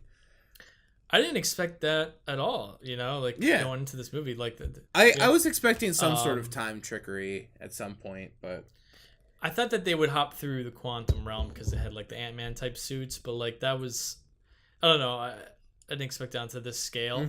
I guess, but yeah, I thought that was cool to see some of those moments, even from like Thor: A Dark World, and like add more context to that. Yeah, it was cool. I guess there's not that many, but it would have been... I think it's also an interesting opportunity, though, to, like, expand the lore even more and go, like, at a time that you haven't seen in the universe. You know what I mean? Like, I get that this is the culmination, so it's fun to go back and, like, revisit the other movies, but, like, it's such a built universe that, like, going at a different time could expand it even farther. You know what I mean? Yeah. But... I get you. It doesn't necessarily make as much sense, like, for this movie. You know what I mean? But potentially more, like, interesting, but not necessarily better for this. You know what I mean? Yeah. No, that's an interesting thought. what'd you think of getting the Soul Stone with Hawkeye and Black Widow? That it was really goofy. That clearly you didn't like the back and forth No, because thing? clearly Hawkeye isn't going to do it because he has a family, and clearly she's going to do it, but like he's a man, so he can't let her do it. And then like I get them like arguing about it. Like I get it. But also like when they're like they're like shooting like bombs next to each other to like stop them, and then like running past. It was like, okay, like everyone just cool down and like just like, you know, I don't know. Yeah, I totally hear what you're saying. I thought that maybe there was like too many back and forth things, like one too many. Yeah. But I thought it, as for these characters, like for their arcs, made sense to have them together and sort of do that. Yeah, for sure. I like the idea behind it, I guess, but like sort of the execution was. It was like weird, it was weirdly sort of actiony. Like, and it's like a weird like shutter shot with like a high shutter angle, and they're like falling on the ground, and they like run past in slow mo. Well, then he jumps and she like shoots a thing around him. Yeah, and then they're like both dangling off the cliff. It's like, do one, just have her like. But also you kind of needed that moment of them like dangling, too. Yeah. Like it's over the cliff. Come on. Yeah, I don't know. It was also it was emotional. Yeah, they made it work. But I hear you. Yeah. Yeah. So what else? I guess I'll say, just generally, I only had 2 groans during the movie. There were 2 audible groans that I had. The first of which was the fact that Hawkeye's wife calls him the second that it's revealed through a phone call from his wife. Kind of lame. Yeah. So convenient. Like, what is this? Very convenient. I guess, yeah. And the second was when all the female characters all ran together. Just like, come on, guys. That didn't work for you? No, it was so lame. It was just like them. It was them patting themselves on the back. It's just like, hey, look, guys, look at all these women. They're women. Look at them go. You know, pandering. It was pandery. Yeah, I didn't care for it. Fair. I hear you again, but also I liked it. Fair enough. I don't know. It worked for me. Like I was just like I was pumped at that moment. Like, and to see like that. Have that happen as part of the battle and just like sort of be like, okay, we're gonna take this over. Yeah, it just feels like the most unrealistic thing to ever happen in a battle. That all the women are like, all women over this way. We're all gonna take them together. All the women here, so we can run in a singular formation together. It's just like, I don't know. I think about these things 100%. Too practically, I guess, but like, it's 100% pandering. It just felt like a big pat themselves on the back, like, we love women. We fucking love women. It's like, yeah, okay. See? Like, I get it. Like, you should. Yeah, that's the whole goal. You don't need to. Sure. In the moment, though, I was like, yeah, you know, like I was like pumped. You didn't feel that at all? You just groaned? You just groaned? I was like, oh, no. Oh, my God. Oh, man. Brutal. Let's just sidetrack here. Okay. And I want to hear, what was your favorite moment? What was like the biggest moment for you? My favorite moment.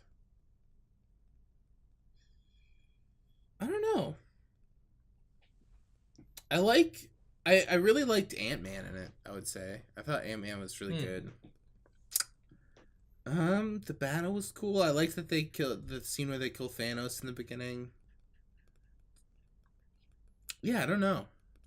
It's hard for me because I don't necessarily have like a favorite character out of them. You know what I mean? I'm not like as invested in the universe. But you've watched 22 movies. I haven't seen all of them. Oh, you haven't? No. Which ones haven't you seen? I didn't see Captain Marvel.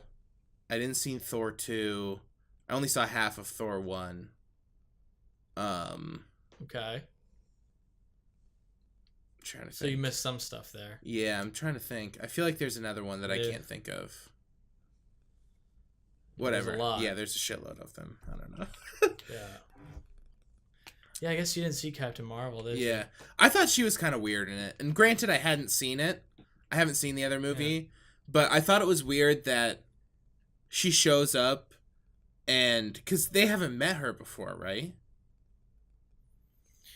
Until the very beginning, they hadn't met until then. Yeah, and it was kind of just like, I don't know, it felt like they left it up to the audience, like that no one would react that way. You know what I mean? It's like, it's fine because you're the audience and you know who she is. So it's like, oh, there are two people that I both know. It's fine that because I expect them together in this movie. But like for them, it's like, hey, who are you? You're the most powerful out of all of us. Like, what the fuck who are you? Who are you? You know what I mean? Like, I don't know. It seemed like they would be like way more blown away that this person like flew from space and like carried their whole spaceship down. You didn't see the movie. I didn't, but I've talked to people who said that. But at Captain Marvel end credits scene, there's a scene where she shows up, and like clearly there's a gap of time. Blown away by her? Yeah, they're like, "Who are you?" Like what? Okay. But wait, when is that in the timeline? So they did know who she was at the beginning of the movie. There's a few of them do. Okay. But most of them, like Thor didn't or whatever. But like a few of them did, because it's based on that like end credit scene at the end of like Captain Marvel. It's a lot to hinge on a end credit stinger there. Agreed, and even though I knew that existed, in the moment it also felt a little strange to me too. Yeah. So I get what you're saying. It's like I get it, but there's no way that they would ever react like that. You know what I mean? I know. And but it's like relying on you because you know. And also it's like I don't need to see like a 20-minute scene of her like explaining exactly, you know what I mean? But it just felt just kind of took me out of it. I was like, wait, do they know who she is? I don't think so. I do like how they explain like where she's been. It's like she says like, you guys have Earth, but these other planets don't have you guys. Yeah, you know what I mean. Mm-hmm. I'm dealing with that. I'm like dealing with like the rest of space. Yeah, totally. So it like makes sense like why she leaves for a certain amount of time at one point. It still feels a little strange though. Like, I agree, but there's so much going on in this movie. Like, it's just they had to do something with her. It just felt like she's so powerful that obviously she could just win immediately. So they just hold her because you forget about it because there's like 1,000 people in this movie. You know what I mean? So like I don't think that she's gonna come in, but it's like, okay, so what's gonna happen at the last second? Because something's gonna save them, you know. And then it's her, and you go, okay. She's that moment in Lord of the Rings where Gandalf comes over the hill. Exactly, yeah. And like cresting the hill. She's that moment. Yeah. So it's she tears through that ship and which is cool. But it also feels like, I don't know, it's like she didn't know like any of this shit was going on, and it seems like she could have just, it feels convenient because it feels like she could have just killed him immediately. You know what I mean? Well, exactly. Yeah. The problem is she's like the Superman problem where she's just too fucking powerful. Yeah. Compared to everyone else, like, what do you do with that? You have to just like put not have it involved yet. She's barely involved, so like, yeah, just like do that next. Yeah, exactly, and have her just come in and like sort of save the day in a way. Yeah. But like, she could. I mean, she even goes toe to toe with Thanos at one point. Mm. You know, she's like holding him back and like gripping him. Yeah. Remember that? But yeah, I didn't dislike her in the movie. I just thought she was like weirdly like not in it. I was expecting her to be in it a lot more. She just wasn't. Yeah, I was too. I think they just ended up really just trying to focus on like the main Avengers with like a couple. Because like she'll be around, like, right? She's gonna do a bunch of shit. So yeah, she just got introduced, so she's like the next generation part. You know what I mean? Okay, so basically the time heist, all that stuff, they get all the stones. I want to say I loved Captain America fighting himself. Yeah, I thought that was badass. Yeah. And his whole thing, like going into the elevator, comes from Winter Soldier. I like the Hail Hydra thing. Hail Hydra, him coming out and finding himself. I liked too how he couldn't even convince himself, like, because back then he was just like the Boy Scout type. Yeah, and totally. He didn't like understand like Shield was like was Hydra actually, like, and all that stuff. So he was like, there's nothing could be swaying him. And I love the line where he's like, I could do this all day, and he's like, yeah, I know. Yeah, like, totally. Because that's like his line he always says. It's like, I could do this all day. Yeah, totally. They're like all the movies, and he's like, yeah, I know. Like, to himself. That was awesome. Captain America is actually my favorite character. Big fan. So I love seeing all that stuff. And then getting to, let's just skip ahead and go to, they got all the stones, and then Hulk puts on the glove. Good thing it can adjust. Yeah, it's funny. It's just like the he stupid picks it glove up. adjusts to his. It's like Tony Stark built this glove. It's a good thing it just like slides right on that giant hand, you know. So another part of like the nanotechnology thing is like matter just like how? Where did that matter come from? Yeah, totally. Like it's just it expands out. How? Yeah, it makes no sense. It's like new metal comes out from where? Yeah, totally. It's like new metal. It's like, oh, it's it's nanobots. It's like, so is it just the most dense thing in the world when it's small? Yeah. Just like the heaviest mat possible, like, you know. It's like can't a whole like you know, they like can't pick up this like tiny square because it's so densely packed with nanobots. It makes no sense. It's like as dense as like a black star that's like somehow can like expand out. Like how? Yeah. Anyway, so slides that on, snaps, and I like that little moment of like having the birds and stuff. Sort of like, oh, life's back. Yeah, you know, totally. Like, that's the whole thing. That was all I needed. I didn't need the phone call. Get that phone call out of there. It's bullshit. Yeah, the wife calling. Yeah, it's just like, oh, if the birds weren't enough of an idea. Yeah, it was just like, we know it worked. Like, it just felt like it felt weird. Like, you're telling me that like 1 second after this woman is like snapped back into reality from 5 years of waiting, that she's just like was able to, number one, have her phone on her, have it charged, and then like pull it out of the call. It's like, it's just, you know, it's so convenient. So convenient. Yeah. Also, yeah, for sure. It's a kid's movie. Who cares? Yeah. So then the ship comes out, which, man, another thing we need to talk about is Iron Man and Nebula being friends. Oh, and yeah, stuff. yeah. It was good. That was pretty good. That was pretty. Oh, that whole thing was awesome. Yeah, totally. And then like Nebula, they had to make it some kind of twist. Her like past self figures that out, and that was surprising. But then she summons the ship, and then they just explode the entire headquarters, which was like totally unexpected too. Yeah, it was like, crazy. oh shit. Yeah. And then having the glove be down there, and then like Jeremy Renner like fighting his way through, and then that begins the whole battle.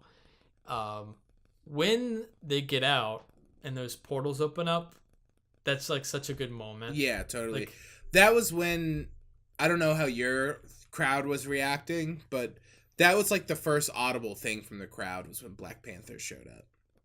And then everyone like just started cheering, you know, then it like that was one of the stop. biggest. Yep, that was one of the biggest reactions in my theater too, was when Black Panther showed up. And then like more and more portals, and it was just like, whoa. Like so many people like were just showing up. It was crazy. Just toss Lupita Nyong'o in there. Just CG her. She can't come. Just fucking CG her in there in a wide, you know?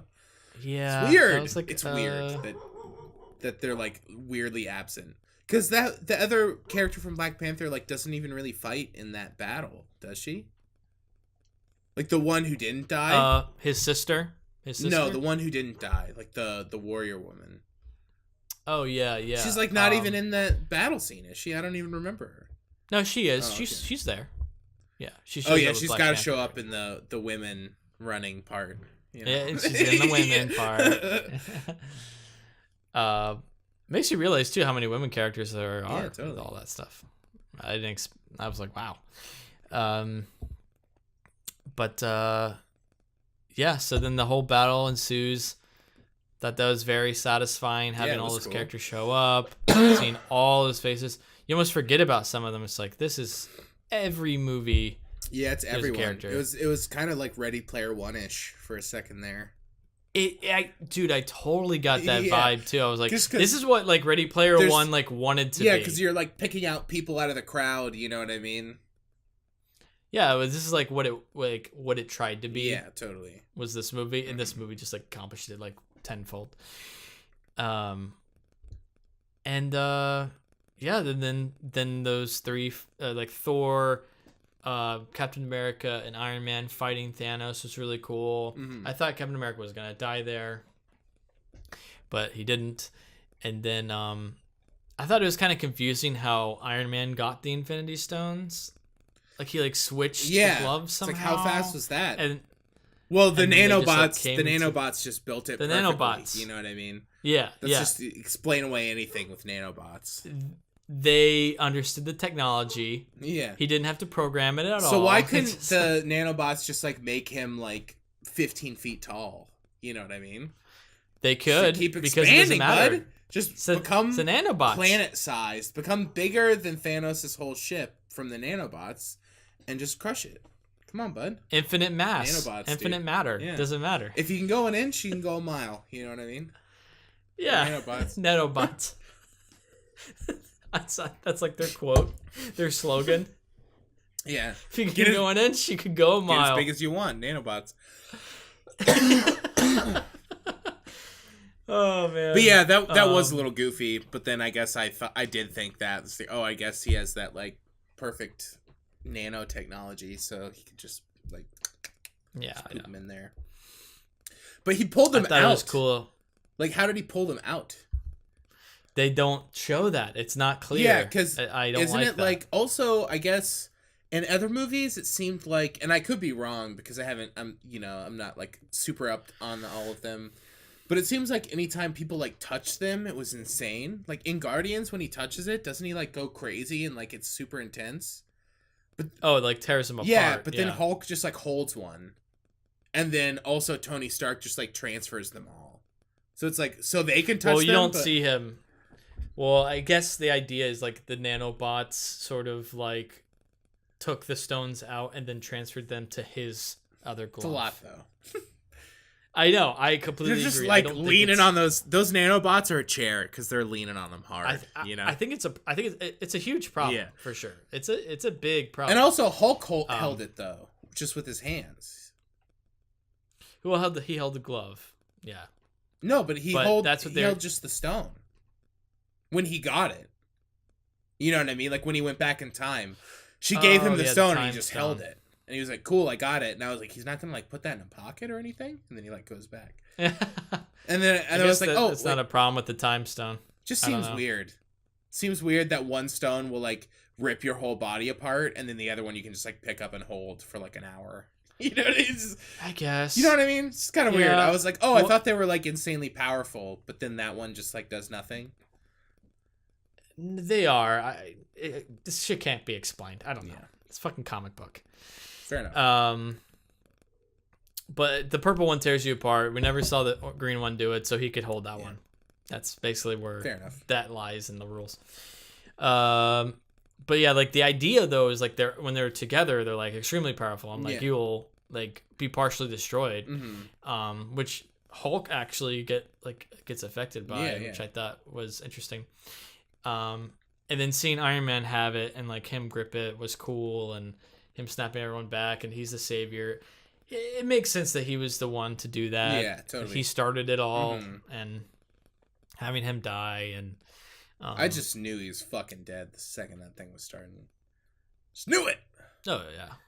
We took a little poll at work, because one of my coworkers saw it on Thursday.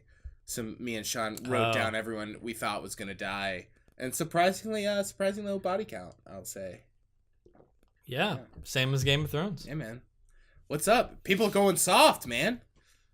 I know. Ugh, kill them all. I knew Captain America would be done with this movie too. Oh yeah, absolutely. But I did not guess him to die. I got them both right, and then I also guessed Nebula, which she kind of dies.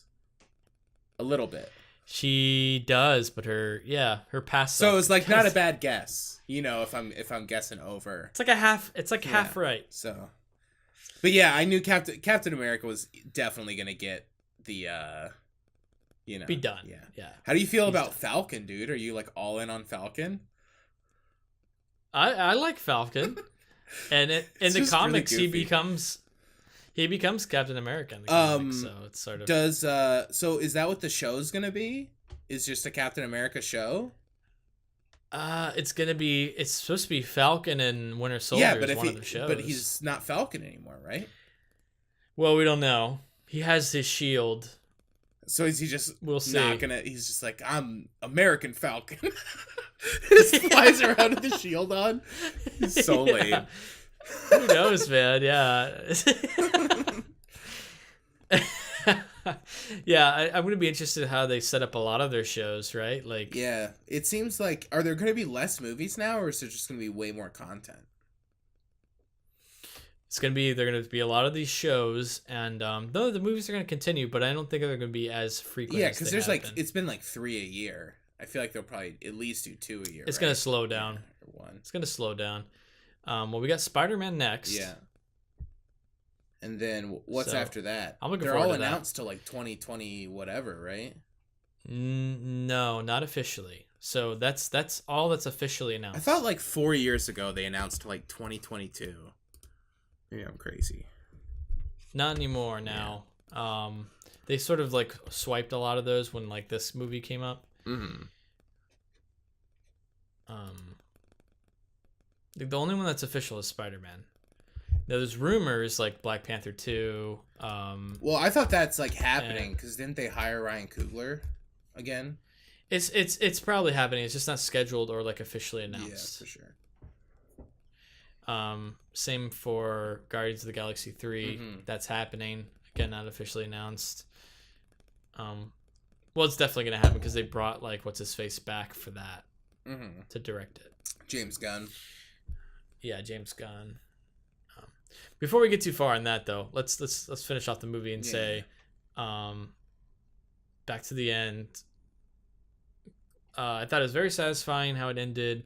In Captain America, I was touched. You know, I was touched by the funeral and having him like go back and sort of live his life and then be old.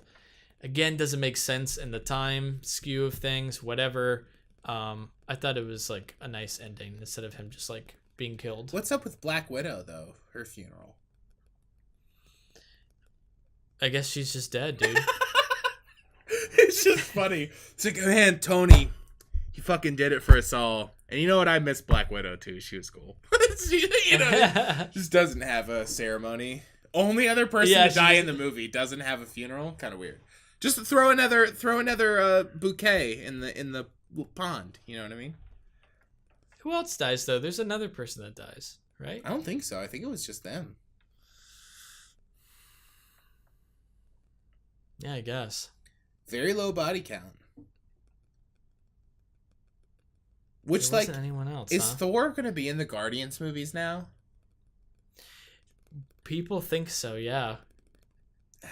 I'd rather him just like do his own thing. You know, I don't need him in there. He's such like he's a comedy character now. Yeah, he's totally. become like he's a parody. Become a comedy guy, which is fine. But like, Guardians were good. I feel like they were my favorite because they were the most like removed from all of it. You know what I mean? Yeah, it would be fun to see him in that, but like I don't want him to be like part of the Guardians. Yeah, because it's also like the last Thor movie was cool, so just like make a fucking another Thor movie. Yeah. It's Thor. What he's gonna literally join the Guardians of the Galaxy? Seems he's weird. Too powerful for them. Yeah, it seems weird. I'm out. Yeah. Not on that. Where was Sean Gunn in this movie, dude? That guy wasn't in it. He wasn't in Infinity or Endgame. He plays Rocket on set. Like he's the body double. Oh, okay. Well, his character wasn't in it. No, his character wasn't. Another one for the books that they missed. Complete oversight. I mean, they had 200 characters in there, but they could have had 210 characters. It's true. There. Oh, you're going to cover all the Marvel Cinematic Universe, bud? I think you forgot out 2 people. And maybe more if I thought about it, but at least 2. Yeah, you forgot the gym teacher in Spider-Man. Exactly, they did, dude. Where's the gym teacher? It's fucking bullshit. What the fuck? So lame. They should have had everyone on Earth in what the movie. They actually should have done is had a scene of all the Stan Lee cameos. Where there's just like just 22 Stan Lees like all together. It's all been separate Stan Lees, because he plays different people in every one. So then there's all the Stan Lees. That would have been good. That'd be insane. Just it's an army of Stan Lees. just like having a separate battle like off to the side. Like if you pause it, there's just like see there's the 22 Stan Lees over there all fighting each other. Like rushing. Yeah, be good. Oh yeah, that'd be good. Oh man. Anyway, I feel like I'm forgetting something. Hey TJ, we're definitely forgetting stuff. Am I forgetting something that we talked about Endgame? I don't know, but that Stan Lee thing was kind of addressed in Captain Marvel. Oh yeah. The Marvel Vanity thing. It was all Stan Lee characters. TJ is saying that the Stan Lee comment I made was kind of addressed in Captain Marvel. I don't remember that. What was it, TJ? Say it again. The Marvel Vanity thing? The Marvel Vanity? It was all Stan Lee. All Stan Lees? Throughout the movie. You don't remember this? I didn't see it, so I don't know. I don't remember, but I'll trust him. Yeah, he's going to check into it. But yeah, anyway, I can't think of anything else, really. I'm burnt out. It's almost like I just left the movie, dude. Like, whew. Burned out. Yeah. There's so much that happens. We definitely left out stuff, but we got to wrap it up anyway. So Zach, what do you rate this movie? Probably 3.5. I kind of got that rating from you. Mm-hmm. I feel like you weren't like a huge fan of the movie, but yeah, I think it's good and it's impressive. It's just like these movies are fun and I enjoy watching them every now and again, but I'm just like not as vested in it, so it doesn't feel as like substantial. You know what I mean? But I do think it's impressive. Like it was well done for what it was, you know. Right. Yeah, I think it's a crazy achievement to have done this, and I've been invested because I've watched all the movies. I've been a fan of all the movies. Well, almost all. Yeah, most of them. Most of them. But I think it's pretty impressive that most of them turn out pretty decent. Yeah, you totally. know, and to have, instead of them all being like shit, you know, most of them are pretty watchable and decent, and have them lead to this movie that, honestly, I wasn't as blown away as I think other people were. And I think near the end I was like, yeah, that's really good, but I wasn't like mind blown, like, that was incredible, you know, which I was kind of expecting and hoping, but maybe because I built it up too much in my head. Yeah. Anyway, that being said, I rate it 4. Nice. 4 stars. Oh yeah. Yeah. And I don't even consider it one of the best movies in MCU. But it's definitely up there, and I think it's I think it definitely was better than Infinity What's your War. top dog? My top dog's always gonna be Winter Soldier. Rank them all right Winter now, Soldier. 1 through 22. Dude, check me out on Letterboxd. You got it up? I got them all. I have a ranking. Did you add Endgame?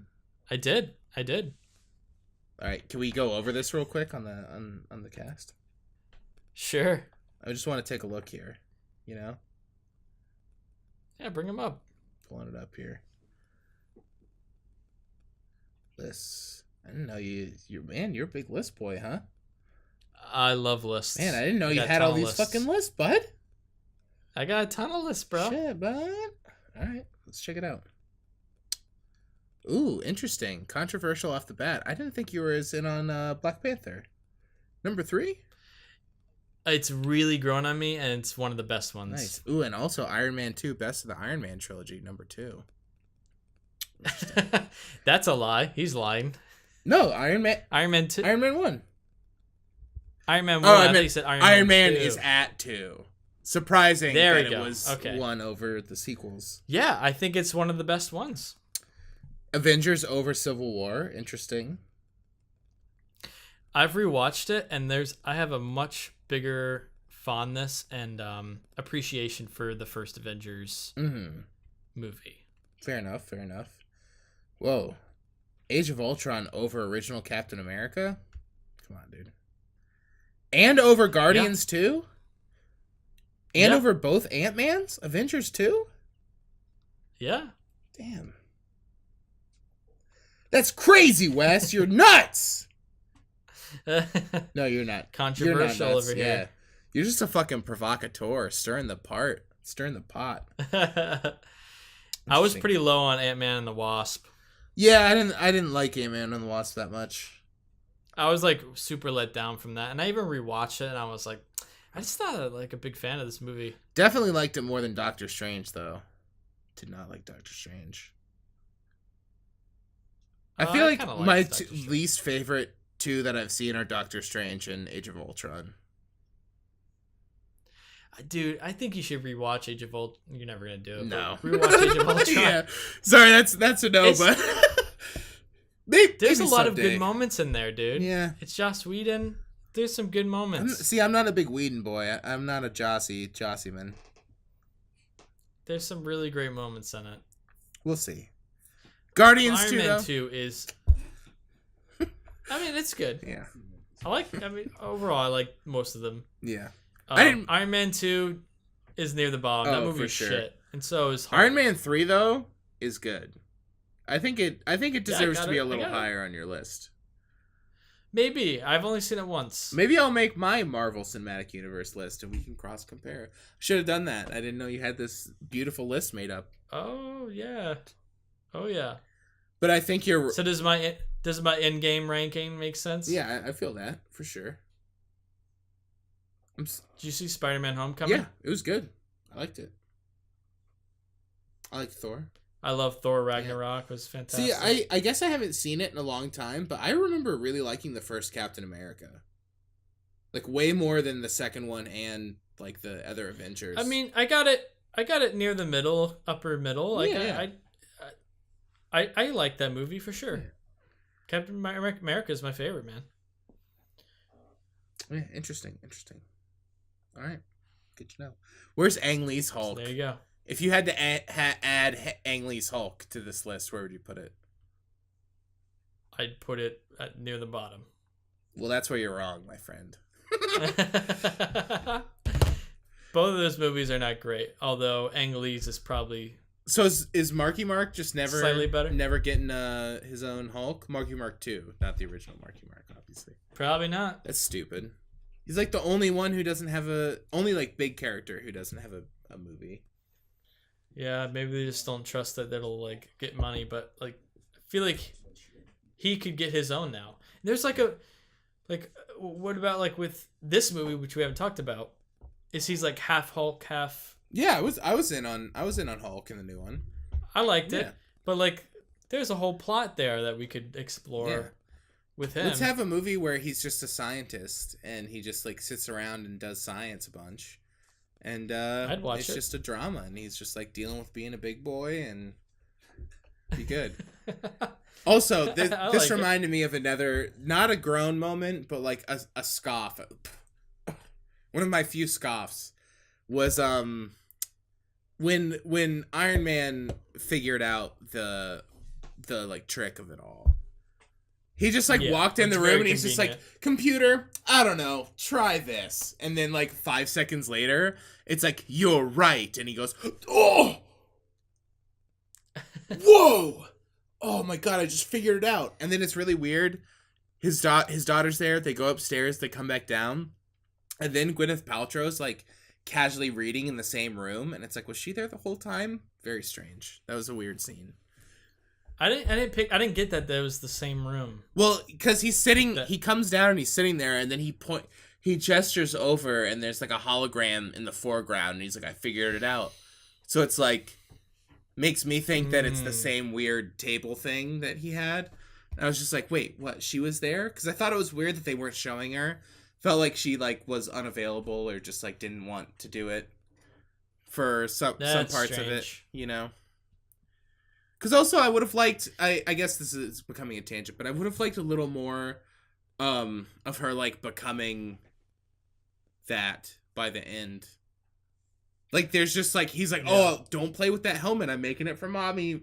And then, of course, she just shows up and she's, like, in it. And it's like, is she going to be, like, a character that continues? Because if so, like, that's kind of a shitty, like, origin thing. Yeah, it seems like she's kind of checked out. I'm sure she's done. Yeah. Yeah. I probably would never see her again. Wouldn't be surprised. But didn't she had a suit in Iron Man 3. So that's why I think he threw one like on her, didn't he? I didn't know she had one, like, of her own. She, like, yeah, I don't think she had her. Because own, Iron like, Man 3 is when he suit, went, like, crazy and he had all of them. And yeah. So I think he, like, threw one on her. She, like, has a suit and, like, flies around in it for a bit. Yeah, but this was, like, her suit. So it's like, if there's a lot, if they make, like, more Iron Man movies, it's like, well, she would be in them, obviously. So, like, why isn't... There's, like, a torch passing on a lot of these characters, but, like, not on that. She just kind of, like, shows up. Yeah. Which is maybe just an indication that, like, it's not going to be a thing. But I thought that was kind of weird. I don't think it's going to be. Yeah. Also, Sean brought up a good point that she just left her child at home. Who's watching the kid? God damn it. It's true, though. It's true. You can't bring the kid in the battle. What is she gonna do? I don't know. She's left it at home, though. Put him... If the kid is in a suit, I want a cutaway to her calling a babysitter is what I want, and then getting in the suit. Oh my god, that's what I want. I want 40 more Definitely minutes. Had time for that. 40 more minutes of mundane practicality, I think, would really boost this movie up a couple stars for me. Just people talking about the science of getting the robe inside the suit or her hair inside the nano mask. Just a lot of nanotechnology exposition. It's so convenient. Yeah, it's very convenient. Yeah, I'm done with that. They need to go back to, like, the practical, like the Iron Man, like, suits, you know, like metal. It was cool. And then, like, okay, like, it can, like, build off his head. But then, like, you have shots of him where he's, like, wearing the suit, and it's like, oh, that's, like, metal. Right. Not like it's like an actual suit. Not like 90% generated image. You know what I mean? Yeah. Whatever, though. I agree. Anyway. Let's wrap it up. That is our review of Avengers Endgame. As always, you can find other episodes of this podcast on iTunes, Apple Podcasts, Google Play, Stitcher, Spotify, and YouTube. Follow us on Facebook and Twitter. And if you enjoy the show, leave us a review, you know, because every rating brings more listeners. You can also email us at listentousrantaboutmovies@gmail.com. Please let me know if you like to water down your flat soda. Let me know for sure. Please. Thank you to our Patreon producer, Sean Pierce, and our other Patreon supporters. You too can be a producer and or supporter of this podcast by visiting our Patreon page and becoming a monthly patron for as little as $1. Visit www.patreon.com/LTURAM podcast. OS? That's going to do it for this. There was a good discussion. I feel like we could keep going on that. But you can literally nitpick this thing for longer than the runtime of the movie, which is pretty long. Yeah. You definitely nitpick this thing into infinity. Oh, look at that. Oh, man. You see what I did there? Did. All right, Zach.